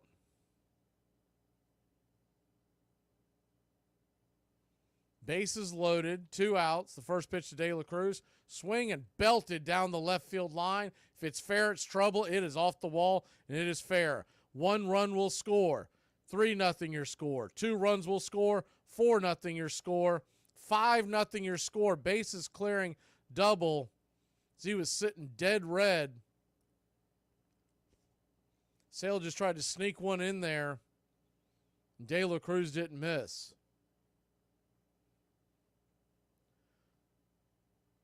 That got way too much of the plate, and Sale knows it. That pitch was definitely his fault, but still at the end of the day, what you're mad about the most by Sale, if you're Sale, is the fact that you're hitting these spots and you're not getting the calls, and now you're down 5-0 because Brian O'Nora is doing Brian O'Nora type things. So nothing we can do about that but go back to work. First pitch on the way to Chisholm is right there at the knees on the edge for a strike. It's 0-1. I guarantee you Sale gives Nora an earful whenever he departs this game. Just knowing the way he is, the 0-1 pitch, that was right there on the edge, and he didn't get that call either. 1-1. And that's flat out absurd because that's where he has been giving wide strikes. So a 1-1 count. The pitch. Swing and a miss slider. 1-2. You almost want to tell Travis d'Arnaud, kind of slide out of the way because I'm going to pump one right down the pipe and see if O'Nora can get his ass out of the way. So a 1-2 count.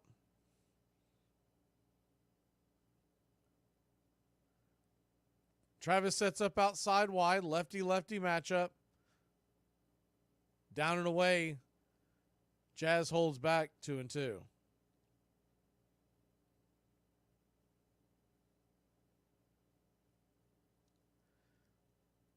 Miami 5, Braves nothing.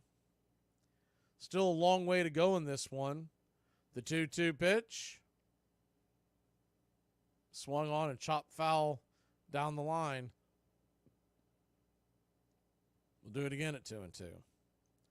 Runner at second with 2 outs.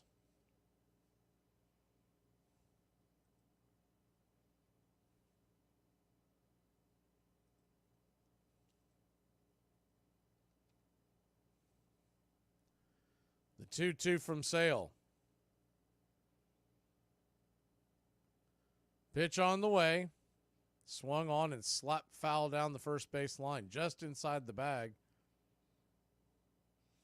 You don't want to get it any further away. 5-0 your score. Still going to have 4 more turns at the bat.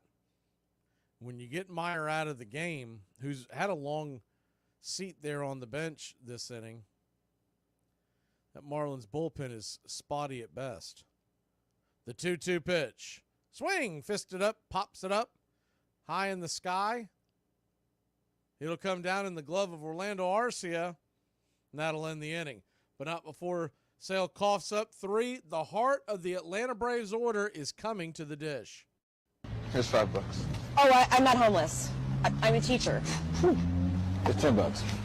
In baseball, with so many stats, often players are overlooked or fall off the radar. Here's the career of Paul Molitor. First off, he could play multiple different positions. Over the course of his career, he played every position but pitcher and catcher. In 29 career postseason games, he batted .368, which included a .418 average in the World Series. Let's also not forget his 5 hits in Game 1 of the 1982 World Series, which still remains a record. Do it with his bat, he also did it with his legs. He reached double digits in stolen bases in every year of his career but his last. He always put the ball in play. Not once in his career did he strike out 100 times. His .326 batting average on balls in play was 40 points higher than the average player during his playing career, which made him even more of a threat. His 75.7 WAR is the highest among designated hitters. Even though he played 1,174 games as a designated hitter, he still had a huge impact on the game even when he wasn't playing the field. Most people forget he has the 5th best hitting streak of all time. His 39-game hitting streak in 1987 remains the longest since Pete Rose's 44-game hitting streak in 1978. His 3,319 hits rank him 11th all-time. He is one of 5 players in MLB history with at least 3,000 hits, a .300 career batting average, and 500 stolen bases. So it's hats off to you, Paul Molitor, for one of the greatest careers that we just don't talk about enough. I want you. I want to get to know you. I like you. No, you don't! You just want to touch my private parts! This is not a petting zoo! Ball players have to be able to cope with defeat more constantly than anyone else.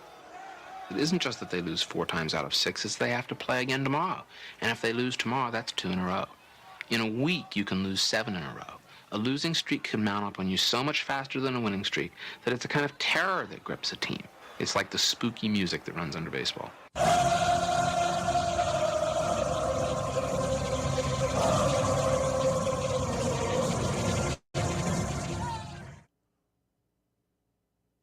Welcome back to Braves Country Baseball. Braves trail by 5, still a long way to go in this one.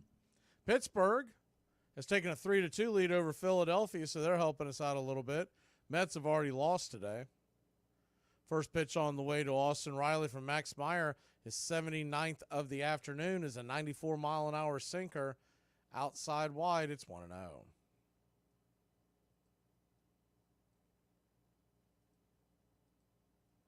Meyer having an issue with his PitchCom device. PitchCom brought to you by Temu. Get one today. They have more problems with this. I thought they would have figured this out in the offseason. And it always seems to be about midway through the game. That just tells me the starting pitchers or the pitchers in general, and midway through the game, they get to sweating and they're not holding up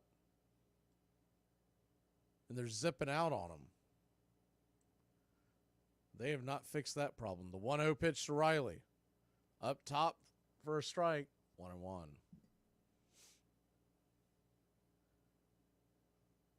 So a 1-1 count. The pitch to Austin. Swing and a miss. Blew it right by him. 1-2. Riley's 0 for 1 with the hit by pitch. And struck out his last time up. Just cannot lay off that slider. You expected to see it as they set up outside wide. The 1-2. Bat fastball misses. 2-2.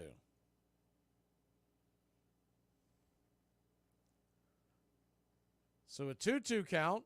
Swing, and that ball's laced into right center field. That's going to get down where the green grass grows. It's going to roll up against the wall, and your Atlanta Braves and Austin Riley, he goes all the way. Are you kidding me? It's a triple.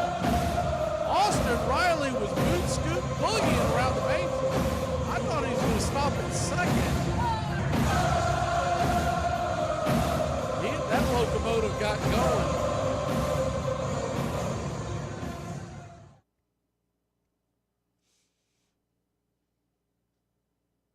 He just kept cruising.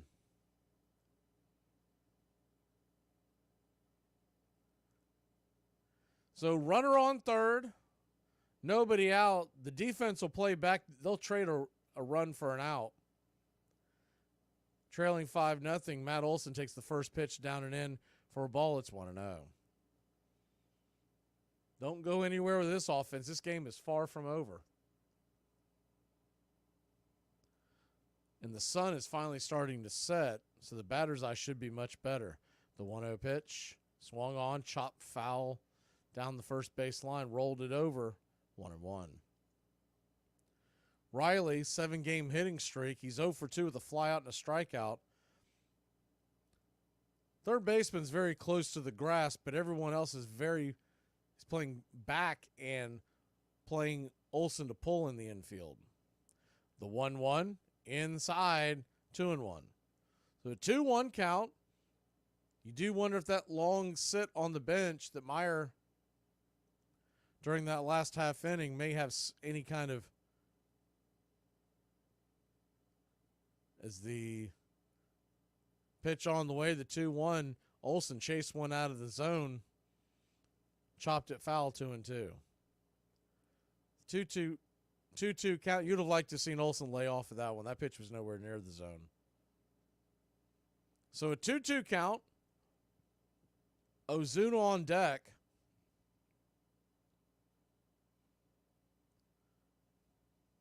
Harris in the hole. They both have base hits.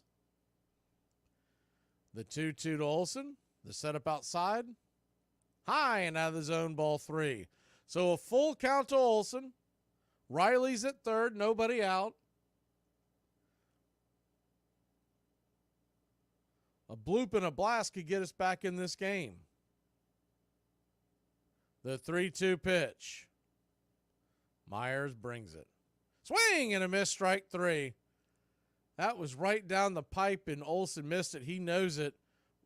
1 away. He normally doesn't miss those pitches. That was right in his wheelhouse.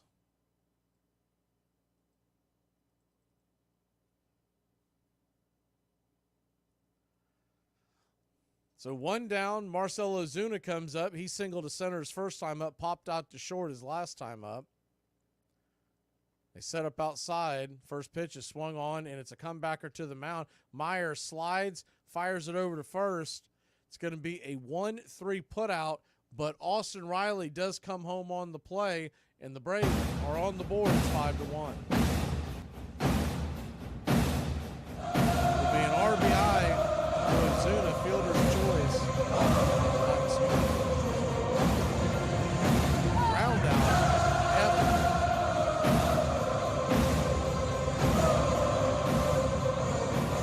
G13 in your scorecard at home. That'll bring Michael Harris the second at the plate.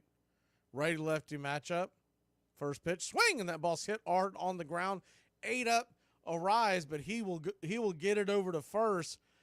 Stuck with the momentum, it's going to be a 4-3 putout to end the inning. But not for your Atlanta Braves, put 1 on the board. We'll be back in a flash, trailing 5-1.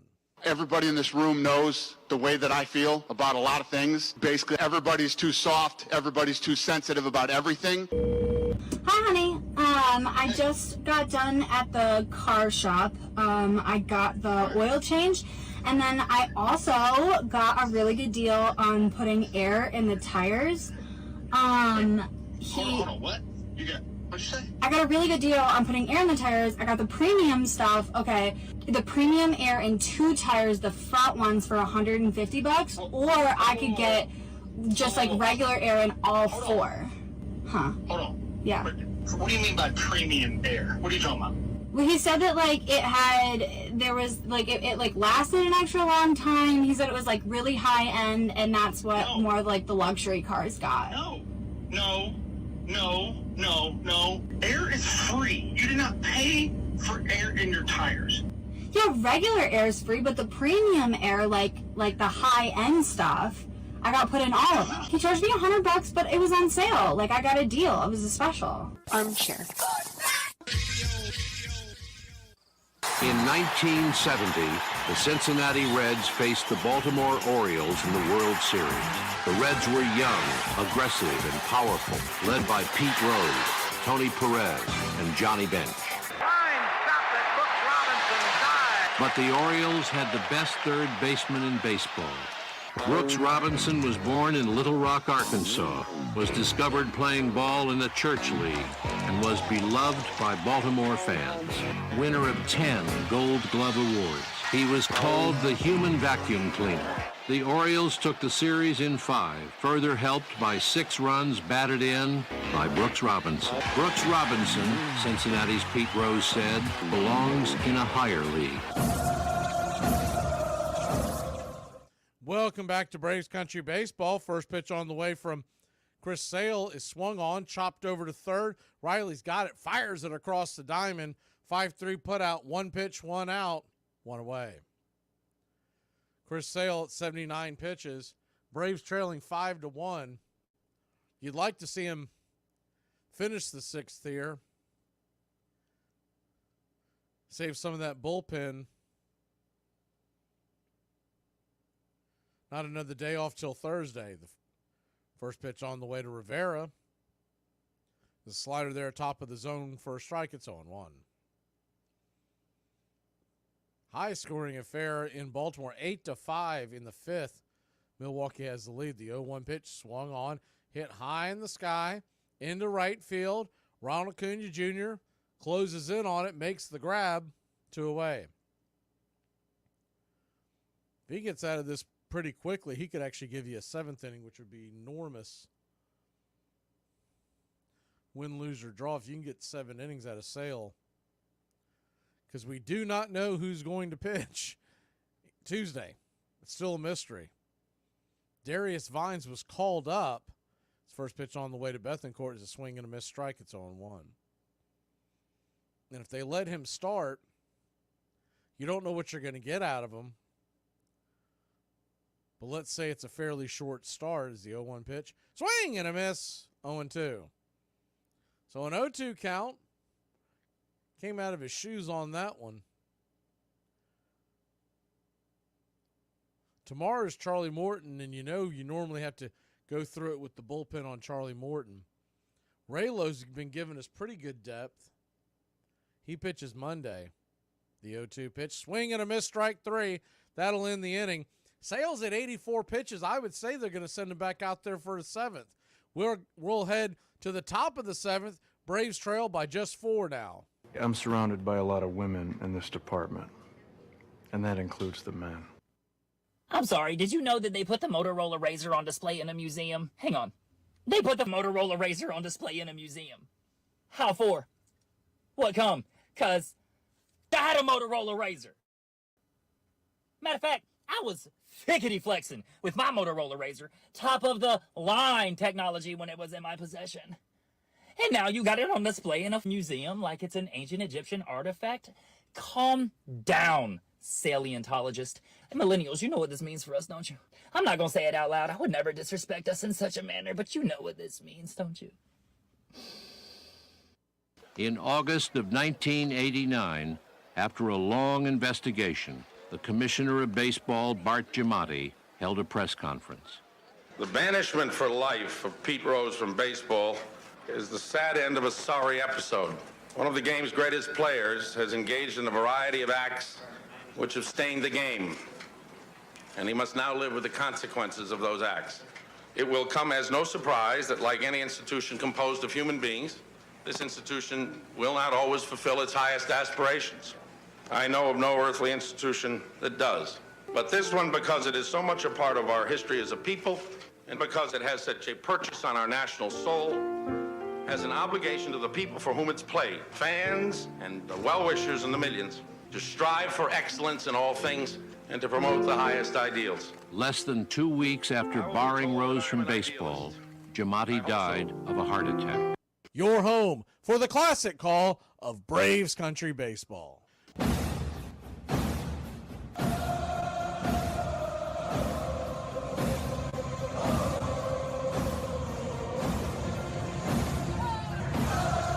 Welcome back to Braves Country Baseball. Atlanta Braves trail 5-1. And the bullpen will make its entrance now. Calvin Falker We'll call him Fulcher. Not sure how to pronounce it, but the other one's way too dangerous on radio. First pitch on the way from Fulcher is up high, called for a strike. It's 0-1. Comes in with a 7.01 ERA. The 0-1 pitch. That one misses high, called for a ball, 1-1.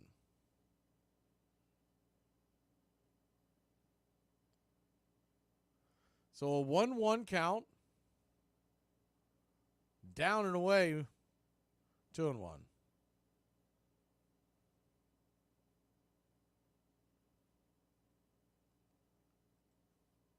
The 2-1 pitch. Righty. Arcia digs in, swings, and pops it up. Can of corn high in the sky. Easy play, shallow right field. Garcia makes the catch. 1 down.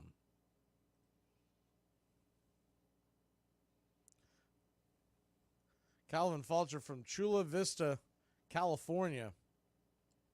Drafted by the Twins in 2017 in the 10th round out of UC Irvine. Pitched in 2022 and 2023 with the Tampa Bay Rays. This is his debut for the Marlins this year. Comes in with a 6.32 ERA lifetime. First pitch to Travis d'Arnaud is outside wide for a ball. It's 1-0. Standing on deck is Kelnick. The 1-0 pitch. Grabs the outer edge for a strike, 1-1. Travis d'Arnaud singled in the third. Braves had some opportunities earlier in the game. The 1-1. So we'll reset the screen for you. The 2-1. The 1-1 missed wide. The 2-1 pitch. Swing and a miss. 96 miles an hour right down the pipe.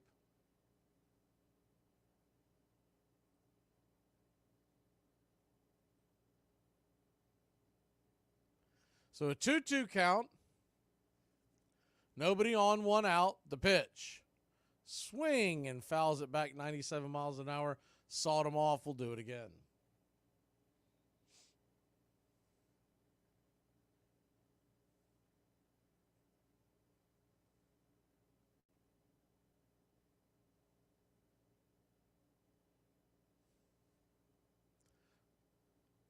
The 2-2. Once again, fouled off. We'll do it again. So a 2-2 count. Standing on deck is Kelnick.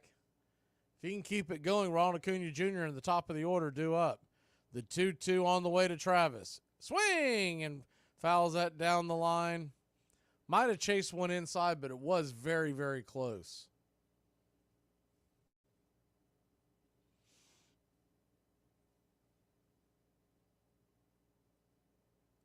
The 2-2 pitch. On the way. Swing and a miss, strike 3. 90 mile an hour slider up top, 2 away. Smash that like button. We can get that sign off the screen. Just 3 away. Righty-lefty matchup. Here comes Jared Kelnick. From the left side, the right-hander pitches. Curveball, 85 miles an hour right down the cut. It's 0-1. That's one of those ones you'd like to see him take a hack at. The 0-1. Pitch on the way. Swung on and fouled back. 91 mile an hour cutter. It's 0-2. So an 0-2 count.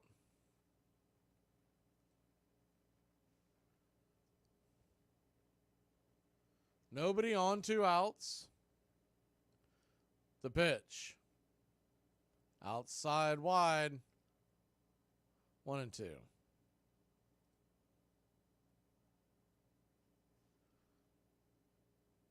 Here we go. Braves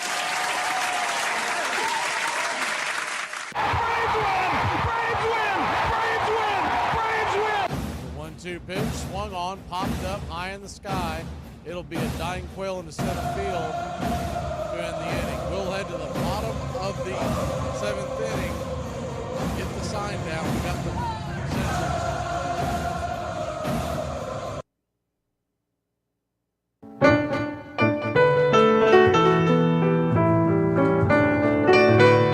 All right, I can't see you. Let me hear you.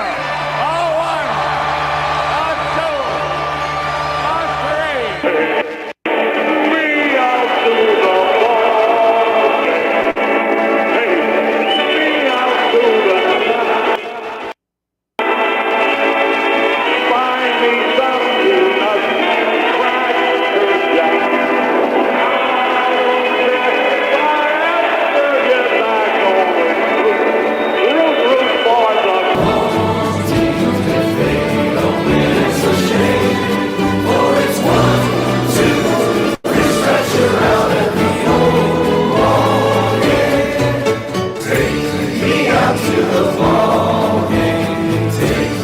out to the find me some peanuts, Cracker Jack.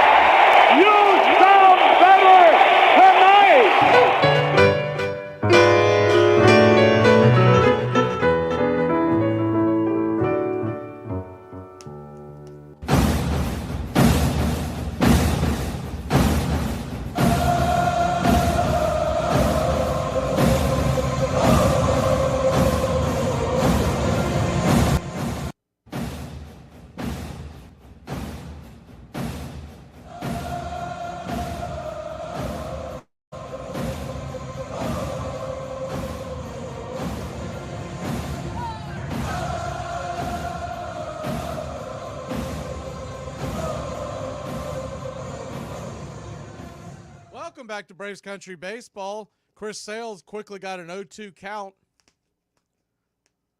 on Vidal Brujan. Lefty-righty matchup, the 0-2 pitch. Slider misses outside wide, 1-2.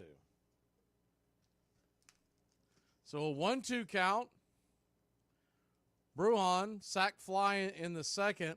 Sale at 87 pitches. The 1-2 misses outside wide. Evens up the count 2-2. Marlins 5. Braves 1. The 2-2 pitch. Swing! And that ball's sawed off towards the first base dugout. We'll do it again.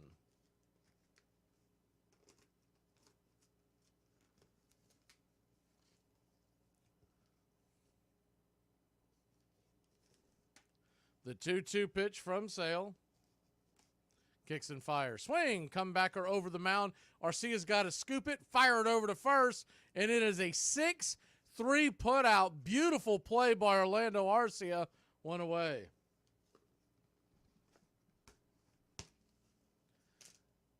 There's not many folks that can make that play routinely. He had to charge way back the ground that he covered there and then scooped up the ball and hit Olsen right there on the numbers. Unbelievable play. He even got a tip of the cap from Olsen. It's one of those ones that won't hit the highlight reel, but that was impressive. The first pitch on the way to Arias, top of the order. The slider, top of the zone for a strike. It's 0-1.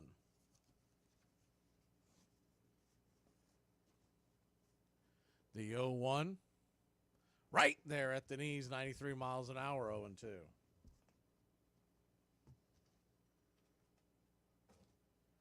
So an 0-2 count. The pitch. Swing! And sliced it foul down the line. We'll do it again.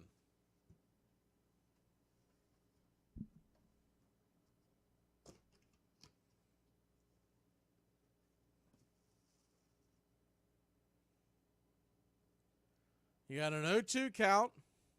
1 out. Lefty, lefty. The southpaw kicks. Swing and dribbles it up the middle. Ozzy's got it. Flips it over to first. 4-3 In your score sheet, 2 down. Sale now at 94 pitches, so you got to figure he's at the end of his rope. You'd love to see him get through 7.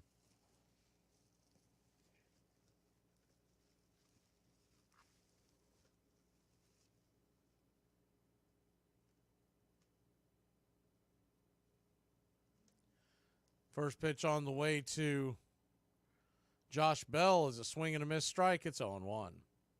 Pulled the string on that slider. The 0-1. Down and in. 1-1.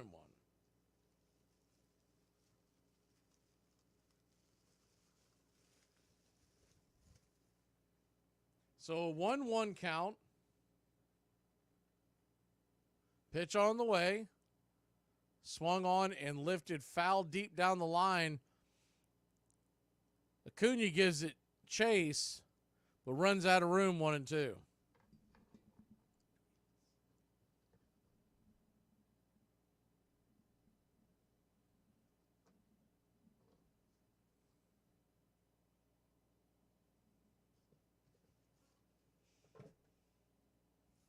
Braves trail 5-1, bottom of the 7th inning.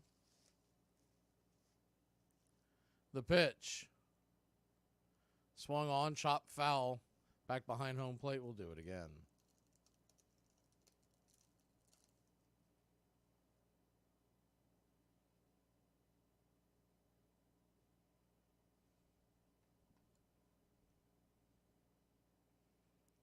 Five to 1 your score. Bottom of the 7th. Sale now the 99th pitch of the night. 94 miles an hour. Misses inside 2-2. Sale doesn't like it.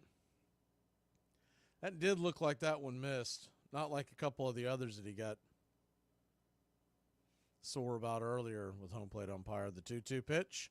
Swung on, golfed down the left field line, but foul.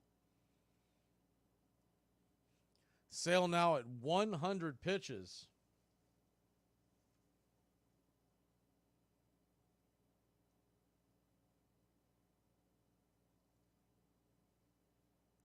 The 2-2. Pitch on the way. Inside, 95 mile an hour, missed the spot, 3-2.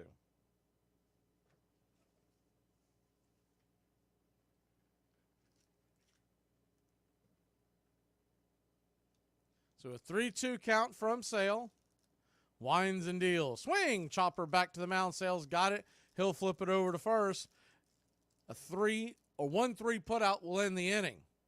So the Braves will head to the top of the 8th, trailing by 4. The top of the order is due up for Atlanta. Hi, I'm going to be your waitress because my mother drank.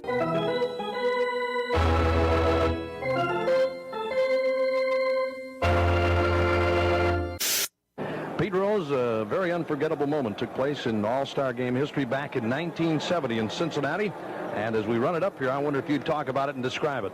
Well, I'm running third. Hickman got to hit the center, and I start to slide head first right there, but I saw I couldn't be safe because Fossey was blocking the plate, and it was my advantage because he was reaching for the ball, and I happened to hit him at the right time, and I scored the winning run in an extra inning ball game. And I missed 3 games, but unfortunately he separated his shoulder and played the next month with that, and it sort of ruined his career. But I think you have to try to do anything. I think that was a clean slide because of the way he was positioned at the plate. You're no catcher, you know what I mean. And I didn't try to hurt anybody because he was at my house till 3 in the morning the night before, and I was just trying to be safe playing in Cincinnati.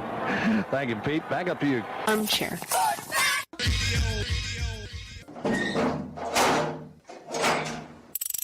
Must be sitting on the slider. The Braves standing room only now. Matzik trying to deliver in the biggest moment of his career so far. Runners on second and third. 2 away. The Braves lead by 2. Fastball swung on and missed. Sit down, baby! Matzik comes in and absolutely yaks the whole side. Because we've been playing it fundamentally the same way for so long, the way that we can find the benchmarks that cross generations and cross decades is to be able to use these statistics as if they were labels. They aren't numbers. 300 hitter is not a number. The 300 hitter is a tag that means something today as it did in 1930, as it did in 1890. So the statistics become a means by which we can connect to the permanence. I can make that comparison with my father, who could have made it with his father. Welcome back to Braves Country Baseball. Atlanta Braves trail this one by 4. Got a new pitcher, Anthony Bender. He fires the first pitch in there for a strike right down the pipe. It's 0-1. The 0-1 from Bender. Kicks and fires right there at the knees, 95 miles an hour, 0-2. Got with the last name like Bender, he better have a hell of a curveball. So an 0-2 count. The pitch. Swing and a miss, strike 3. Blew it right by him, 96 miles an hour, 1 away.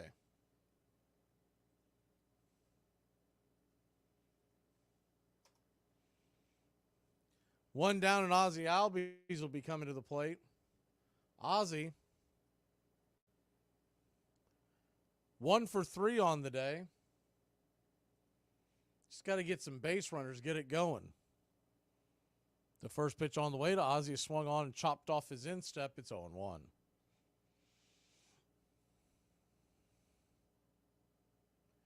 This would be the first win at home all year long for the Miami Marlins. Come in tonight 0-8 at home.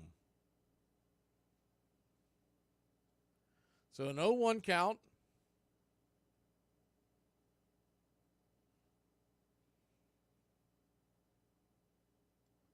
Nobody on, 1 out.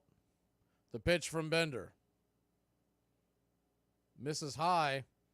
Called for a high strike, one that he has not been giving all day long. Ozzie stares back at Brian O'Nora. Rightfully so, it's 0-2. So an 0-2 count, down and away, 1-2. This is where you'd love to have a Bobby Cox or someone with some cojones out of the Braves dugout chirping at the umpire. The 1-2 pitch. Sets up outside, swing, and fouls that off his foot. Ozzie will walk it off. That had to have smarted. 1-2 count. Top of the 8th.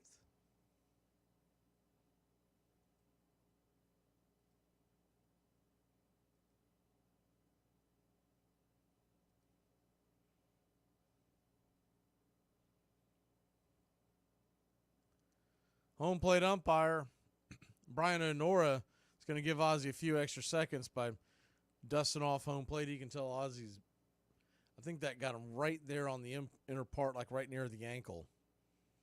The 1-2 to Ozzie. Misses high, 2-2. Same spot where that other pitch was. Maybe that was a sympathy pitch. Call, sympathy call.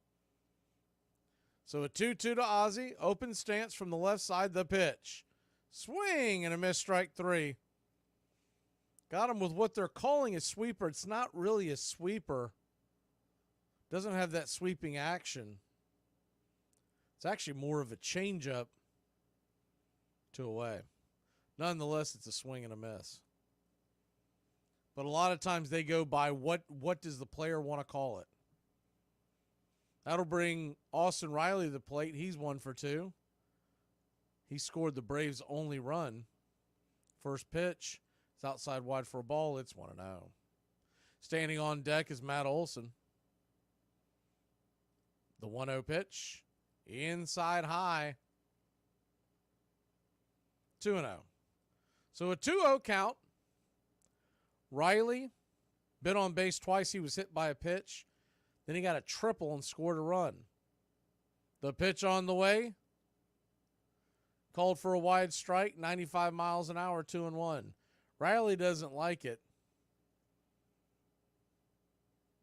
I think it's the inconsistency that most of these players are getting ticked off about. The 2-1 pitch. Swung on and rattles it off of Brian O'Nora. Ricocheted right into that might just be good old-fashioned karma. That thing smoked off his helmet.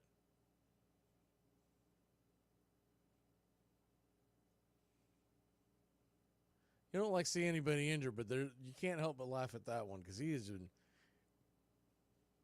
Maybe if that gives him double vision, he'll be a little more accurate. I remember him from October baseball. He will drive you up the wall.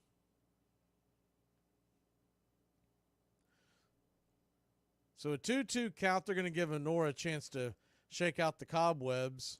He's going to dust off the plate again. I feel like in that instance, someone else should dust off the plate for the guy who just got smoked in the face with the ball. Maybe third base umpire or, I don't know, bat boy, ball boy. Someone come down there and dust it off for him. So a 2-2 count to Riley. Pitch on the way. Outside wide, 3-2. Full count to Austin. Matt Olson stands on deck. Still not over. We still got 4 outs to play with. The 3-2 pitch. Swing, and that ball's lifted to left field. That's going to die into the glove of the charging De La Cruz. Broken bat, or that might have gotten over his head. We'll head to break. We're not getting the breaks today. We trail 5-1. I like coffee and maybe 3 people. Hey, Braves Country, I'm Mac Magee. Join us for Pitch by Pitch, Play by Play, the classic call of Braves Country baseball. We're bringing you Atlanta Braves baseball all year long. Jump into our pregame show, Braves Country Today, just before first pitch. Stick around for the postgame show, Braves Country Tonight, where we will open up the phone lines and react to your calls or your comments all year long. That's Braves Country Radio, pitch by pitch, play by play, your home for the classic call of Braves Country baseball. Oh, yeah, I know Bill Brasky. Sure, he's the father of every one of my children. He's a son of a... To Bill Brasky! Bill Brasky! Yeah! I am not going to give up that easy. I'm going to make this way harder than it needs to be. From now on, no more easygoing, devil-may-care, everybody's best friend dad. I'm cracking down, and I'm cracking down hard. Starting right now, fun time is over. So where was I for fun time? His livelihood was taken away after the 1920 season, and with it, really his life. He lived another 30 years, but not very happily. Joe Jackson played outlaw baseball in South Georgia for a time, then ran a liquor store in Greenville, South Carolina. Ty Cobb once came in for a fifth of bourbon. Jackson did not seem to recognize his old rival. Cobb finally asked, "Don't you know me, Joe?" "Sure, I know you, Ty," Jackson answered. "I just didn't think anyone I used to know up there wanted to recognize me again."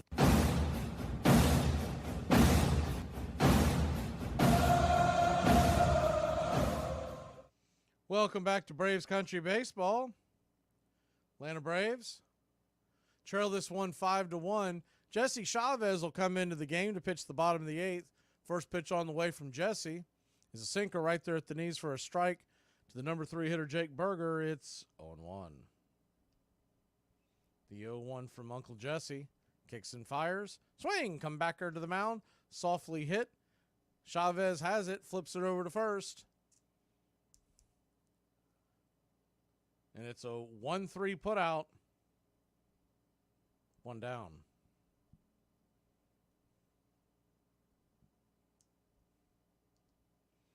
Well, 1 down here in the 9th inning.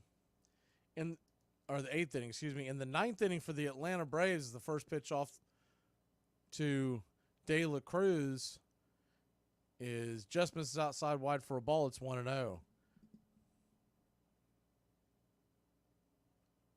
The 1-0 misses down, 2-0. You'll have the middle of the order due up for the Braves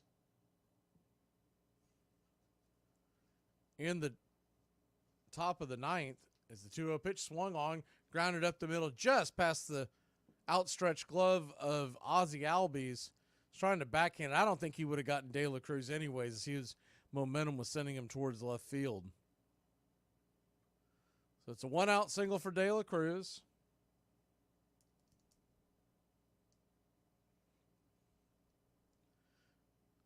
With Chris Sale going as deep as he did, even if the Braves can't come back here, this really opens up the bullpen for tomorrow. First pitch on the way from Chavez to Chisholm is right there for a strike on the outer edge. It's 0-1. The 0-1 just misses outside wide changeup. 1-1. So a 1-1 count.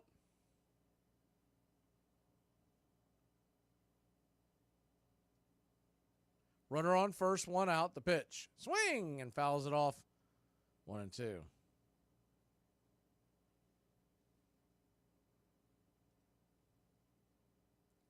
You got a 1-2 count.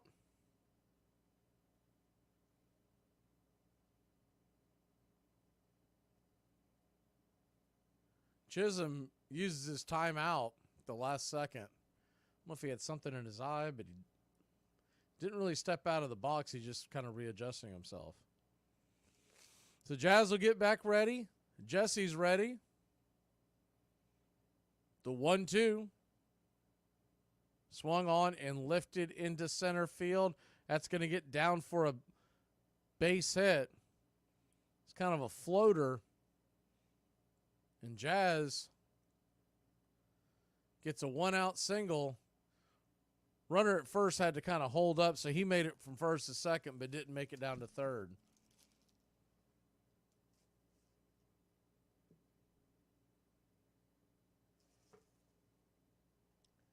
The 1-2 count. Just lifted it into center field, able to fight it off the end of the bat. That'll bring Garcia to the plate. He's 1 for 3. The first pitch to Garcia is outside wide for a ball. It's 1-0.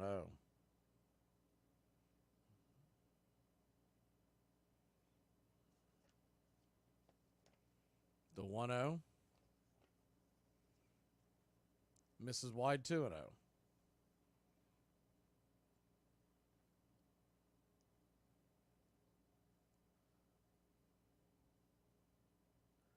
So a 2-0 count.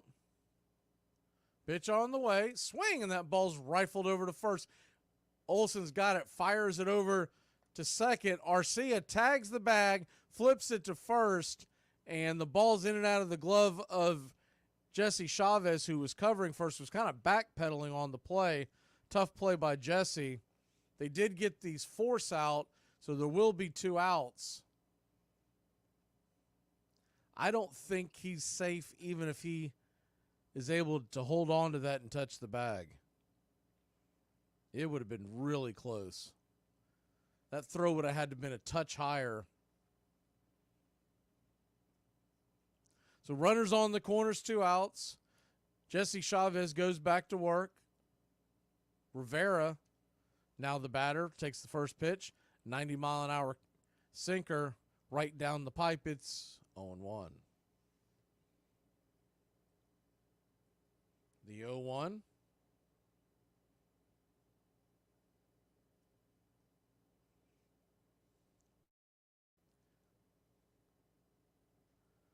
Misses high, 1-1. So a 1-1 count.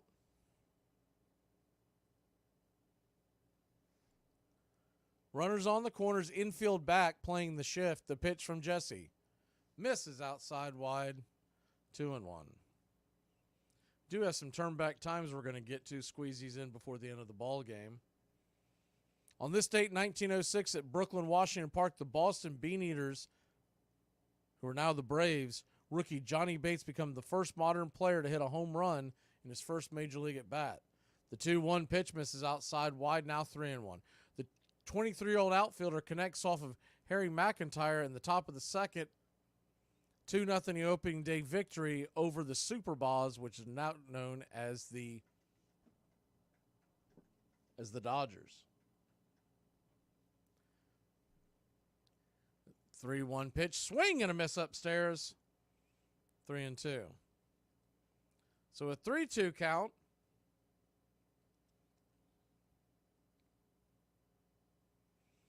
On this date, 1954, As the 3-2 pitch swung on and fouled back out of play, we'll do it again.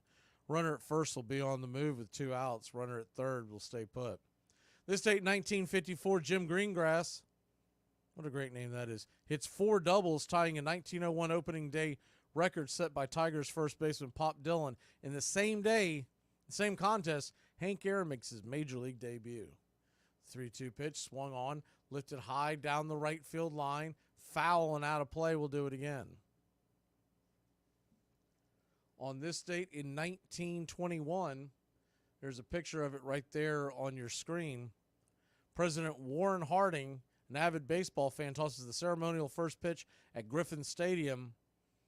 Washington loses to the Red Sox 6-3. The contest marks the first time the Senators have failed in opening day contests when a U.S. sitting president throws out the first pitch.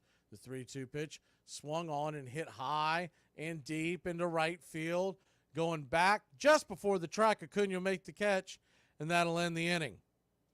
So the Braves will head to the top of the ninth, needing 4. Matt Olson will start us off.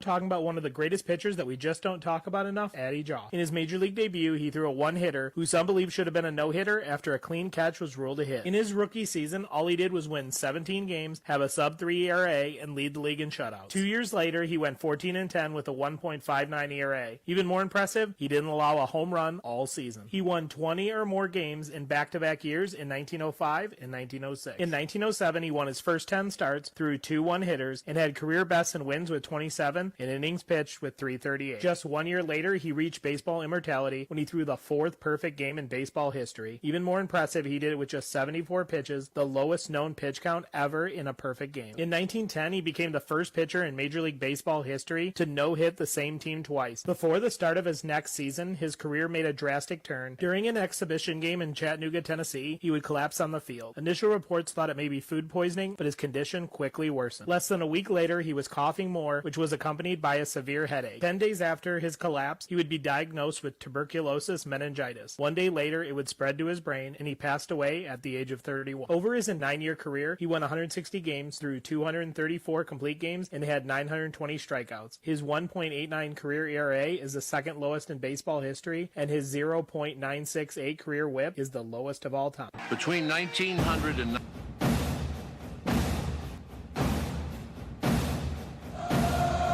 Welcome back.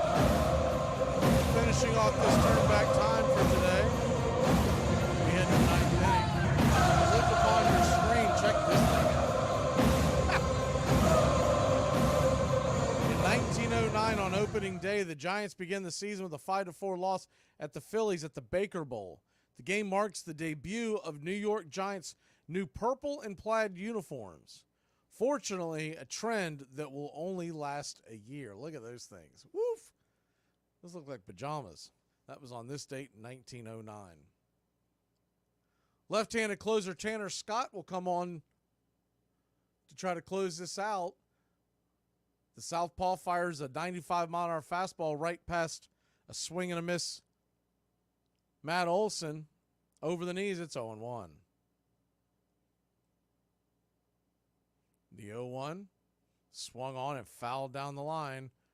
0-2.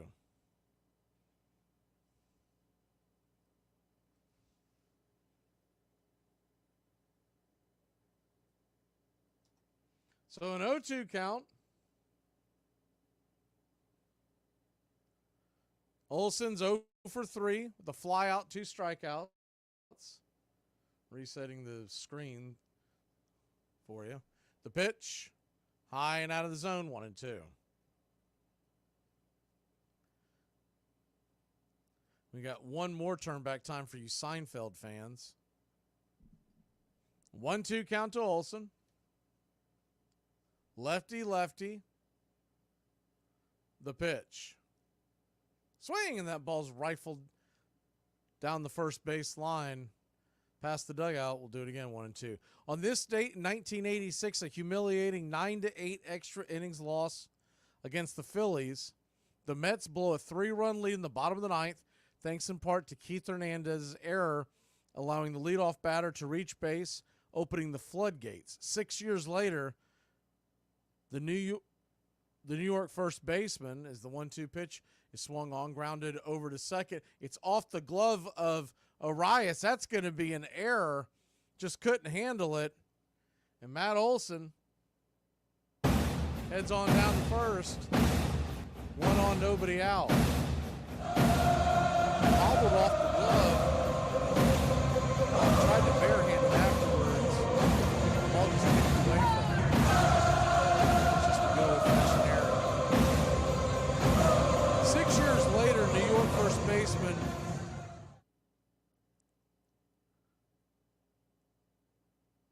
Keith Hernandez appears in an episode of Seinfeld, an hour-long episode called The Boyfriend. Is the first pitch to Ozuna's right there for a strike. It's 0-1. The 0-1 pitch, taken all the way, slider, 0-2. That play in 1986 is the backdrop of conspiracy theory detailed in a hour-long episode of Seinfeld known as The Boyfriend, though they did change the date and venue. The 0-2 pitch is swung on, grounded up the middle, but it's going to be an easy 6-3 put out, 2 away. The Braves are down to their last out.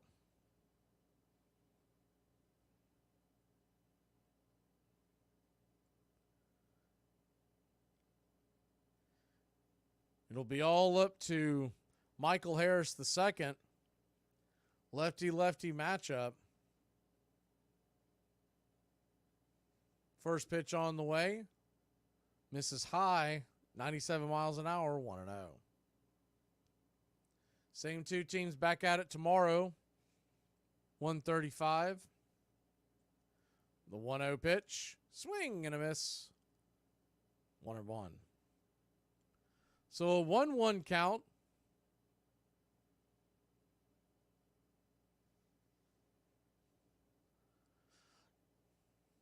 Braves down to their last out. The pitch.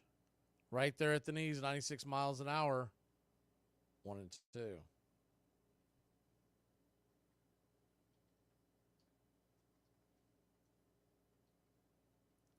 The 1-2 from Scott. The 12th pitch of the inning. Swing, and that ball's lifted high into center field, drifting over, making the catch, almost colliding with the left fielder. The left fielder will make the catch. Jazz almost runs into him, and Jazz explained to the youngster, hey, that's my ball, man. I'm the center fielder, but that will end the game. No harm, no foul, as the Marlins' impressive win. Max Meyer definitely would get a Marlins game ball. As he pitched well today, he'll get the W, and he'll go to 2-0 with a 2.12 ERA. We'll talk more about this here on the postgame show. Coming up, we'll do a short one. It is next.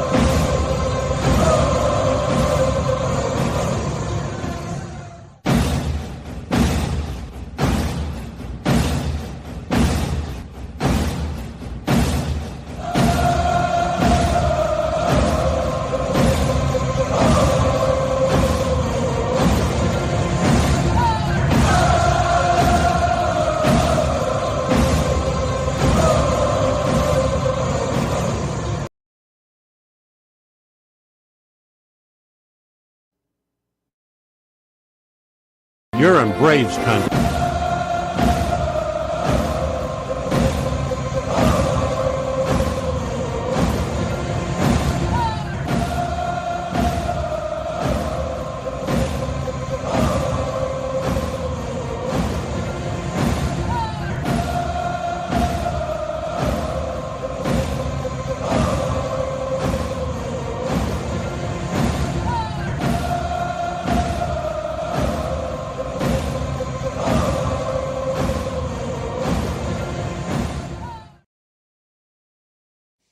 welcome in Braves country. That sucked. That was a bad game. I mean, all in all, first of all, you got to tip your cap to Max Meyer.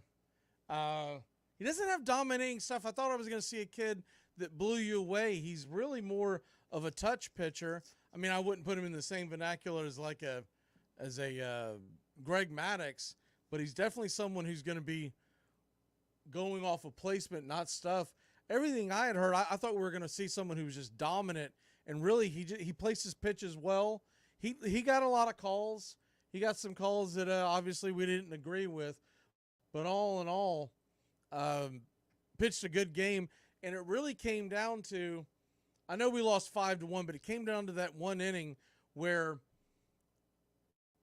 Chris Sale in the 5th inning had a chance to get out, and he didn't get a couple calls that went his way, and he ended up, I think he let it get to him and couldn't let it go, and then it affected his accuracy down the stretch. I'm going to put the phone number up. The number to call is 678-960-9700, and we'll put it up on the screen. 678-960-9700. Everybody wants to call in, please keep it clean. We are on local radio. The Braves lose a tough one, 5 runs, 8 hits, 1 error by Miami. The error ended up being non-consequential because it was at the end of the game in the 9th inning, and that ends up being a double play, so they didn't even get burned by the error. Braves 1 run, 6 hits, no errors. Really not swinging the bat well these last few games. I know we got the 8 runs last night, but that really came in a bunch, and you get 6 hits tonight. Tomorrow, you're going to have Charlie Morton on the mound, but we will have the full bullpen, and that's something to lean on because we really haven't used most of our big bullets the last few days. So if it's a tight game, if it's a close game, if Charlie Morton's in a bad way, they can deploy the bullpen and maybe get out alive. And look, if you can win a series, that's really all that matters in Major League Baseball. If you get the series win, yeah, we always want to get the sweep. It'd be nice. And we have dominated the Marlins. The Marlins have not played good baseball, so it does concern me, don't get me wrong. But if you can get the win tomorrow, it won't be easy. Luzardo is on the mound for the Marlins. He's arguably their ace, although I think Max Meyer is pitching better baseball. And then we got to look ahead. And in the Houston series, we're going to get one guy that we haven't seen, Arrighetti, in game 1, and then we're going to get Hunter Brown. He can be gotten to. Hunter Brown, he's a good young right-handed arm, but he gives up runs in bunches from time to time. And then JP France will pitch the finale. We will have Lopez, question mark, and Max Fried. It could be Darius Vines, or they could send Vines back down, and they're now past the part in the schedule where you can bring guys up and down, and it only counts on one move for the season. There's a very short pocket at the beginning of the season where you get double banged if you do that because they don't want roster manipulation. But now we're at the part of the season where you can move guys up and down. So you could see Bryce Elder, but he was due to pitch tonight, and obviously if they do pitch him tonight, he will not be pitching on Tuesday. So we'll see how they end up playing this out. They're very hush-hush. They always wait till the last second to let anybody know what they're thinking, what they're doing in Braves country.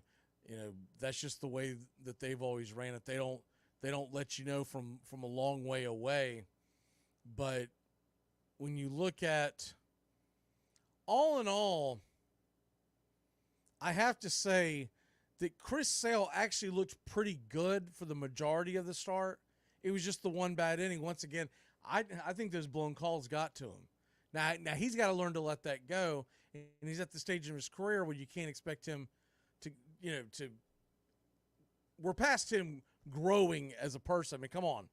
But the other thing that gets involved in it too, and you did see the emotion, but it may not all be emotion. Maybe the fact the guys just wore out because the inning should have been over and he got wore out throwing more pitches, and the more that you're stewing about that, it's just going to take your energy away. But if you missed it earlier, Spencer Strider is done for the season. It's official. We knew it was coming, but it's official. It won't be Tommy John. It's something called internal brace surgery. And I don't know if I mentioned this before, but the doctor that's going to perform the surgery is the same doctor that worked on Spencer Strider 4 years ago. So, I don't know. That's good news, bad news, right? Yeah, it's good that he's familiar with him, but is he any good because he got hurt again? But in all seriousness, look, Chris Sale's line, 7 innings, 7 strikeouts, 3 walks. You don't love the walks, though he was getting pinched. And the 5 earned runs. And really, if he avoids that bases clearing double after a couple of really bad calls, we're talking about a quality start. I don't think it was a great outing, but I also don't think that the sky's falling either. He gave you an opportunity. We did not come through in a lot of the chances in these past few games. We have not stepped up and hit with men in scoring position. And that's the name of the game in baseball. You've got to hit with men in scoring position. And I know we hit a ton of home runs last year, breaking all the records, but you're going to have to hit with runners in scoring position to drive those guys home to give some relief to the pitching staff, because you can't expect the pitchers to go out there and shut them down. These are Major League Baseball hitters that they're going up against. And that's about it. Braves lose a tough one, 5-1. Not a lot to talk about on a loss other than maybe the good that you can take away from this. There's not a whole lot because we're scoring the 1 run and nobody had multiple hits. I still think Ozuna's getting very good at bats. I think the middle of the order, they're getting good at bats. I love the triple that Riley got. I love the approach of that particular at bat. And anytime you can see a guy drive one to the opposite field, you know he's staying back and doing what he's supposed to be doing. But all in all, it was kind of a meh game.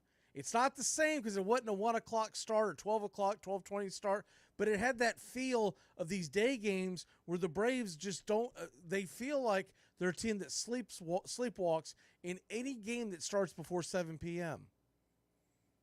And I don't know what you do about it, but you got to fix it. On the other side of this, the Mets lost. The Phillies are tied with Pittsburgh 3-3 in the 8th. We came into today 2 in front of Philly, 2.5 in front of the Mets, so that'll stay. 3.5 over Washington. I saw that the Washington starter, Mackenzie Gore, had a really good start, but I didn't see what the score was. All I saw was the start. And let me see, pull up the score rail. So they're up 2-1. Not that they're any much of a threat. And the Marlins will be 6 games out. But they're up 2-1. Mackenzie Gore had 11 strikeouts today for the Nationals. So that's about it. If we don't have any phone calls, we're going to go ahead and jam out of here. Braves lose a tough one. Tomorrow we will be back at it. And once again, I'm sorry, I think I said 1:35. It's a 1:40 first pitch. We'll put the stream up about 1:30, and it's a chat day for Braves Country. We'll be back at it, pitch by pitch, play by play. The games are at 8:05. Oh, I'm sorry, 8:10. The next Monday and Tuesday, so 8:10. We'll come on the air for pregame show somewhere around 6:40, 6:35, somewhere in that neighborhood. We usually try to do about 15 minutes, and then we have to step away for the for the intros and everything. And then Wednesday, remember, that's a day game. That's a 2:10 first pitch, and we are off Thursday. And then Atlanta comes back home after a pretty quick road trip, and we will be at home Friday the 19th, so that'll be a 7:20 first pitch. That game is against the Rangers. And if you're looking for the national cast on that to follow along, that is on Apple TV. So that is against the Rangers, and we get a pretty tough road here this next week because you're going to play the Astros and the Rangers, one on the road and one at home, but the two teams that went to the ALCS, and then we'll get the Marlins again. So Braves lose a tough one. You knew the Marlins weren't going to go winless at home the whole season. I was just hoping we'd get out of town before they got their first win, but tip of the cap to Max Meyer. He's a solid pitcher. I don't think he's anything groundbreaking. He doesn't blow you away. He doesn't have any kind of stuff. He's not up there in some of these other young pitchers that we've seen in recent. He's not a Garrett Crochet, but he got the job done, and that's all that matters. He threw strikes. He kept the ball off the plate, and that's more than you can say for what Atlanta did today. Y'all have a good one, y'all, and Braves lose a tough one. Ugh. Time to drink a cold one. Forget about this one. Ugh. Saturday night, fun night. Y'all have a good one.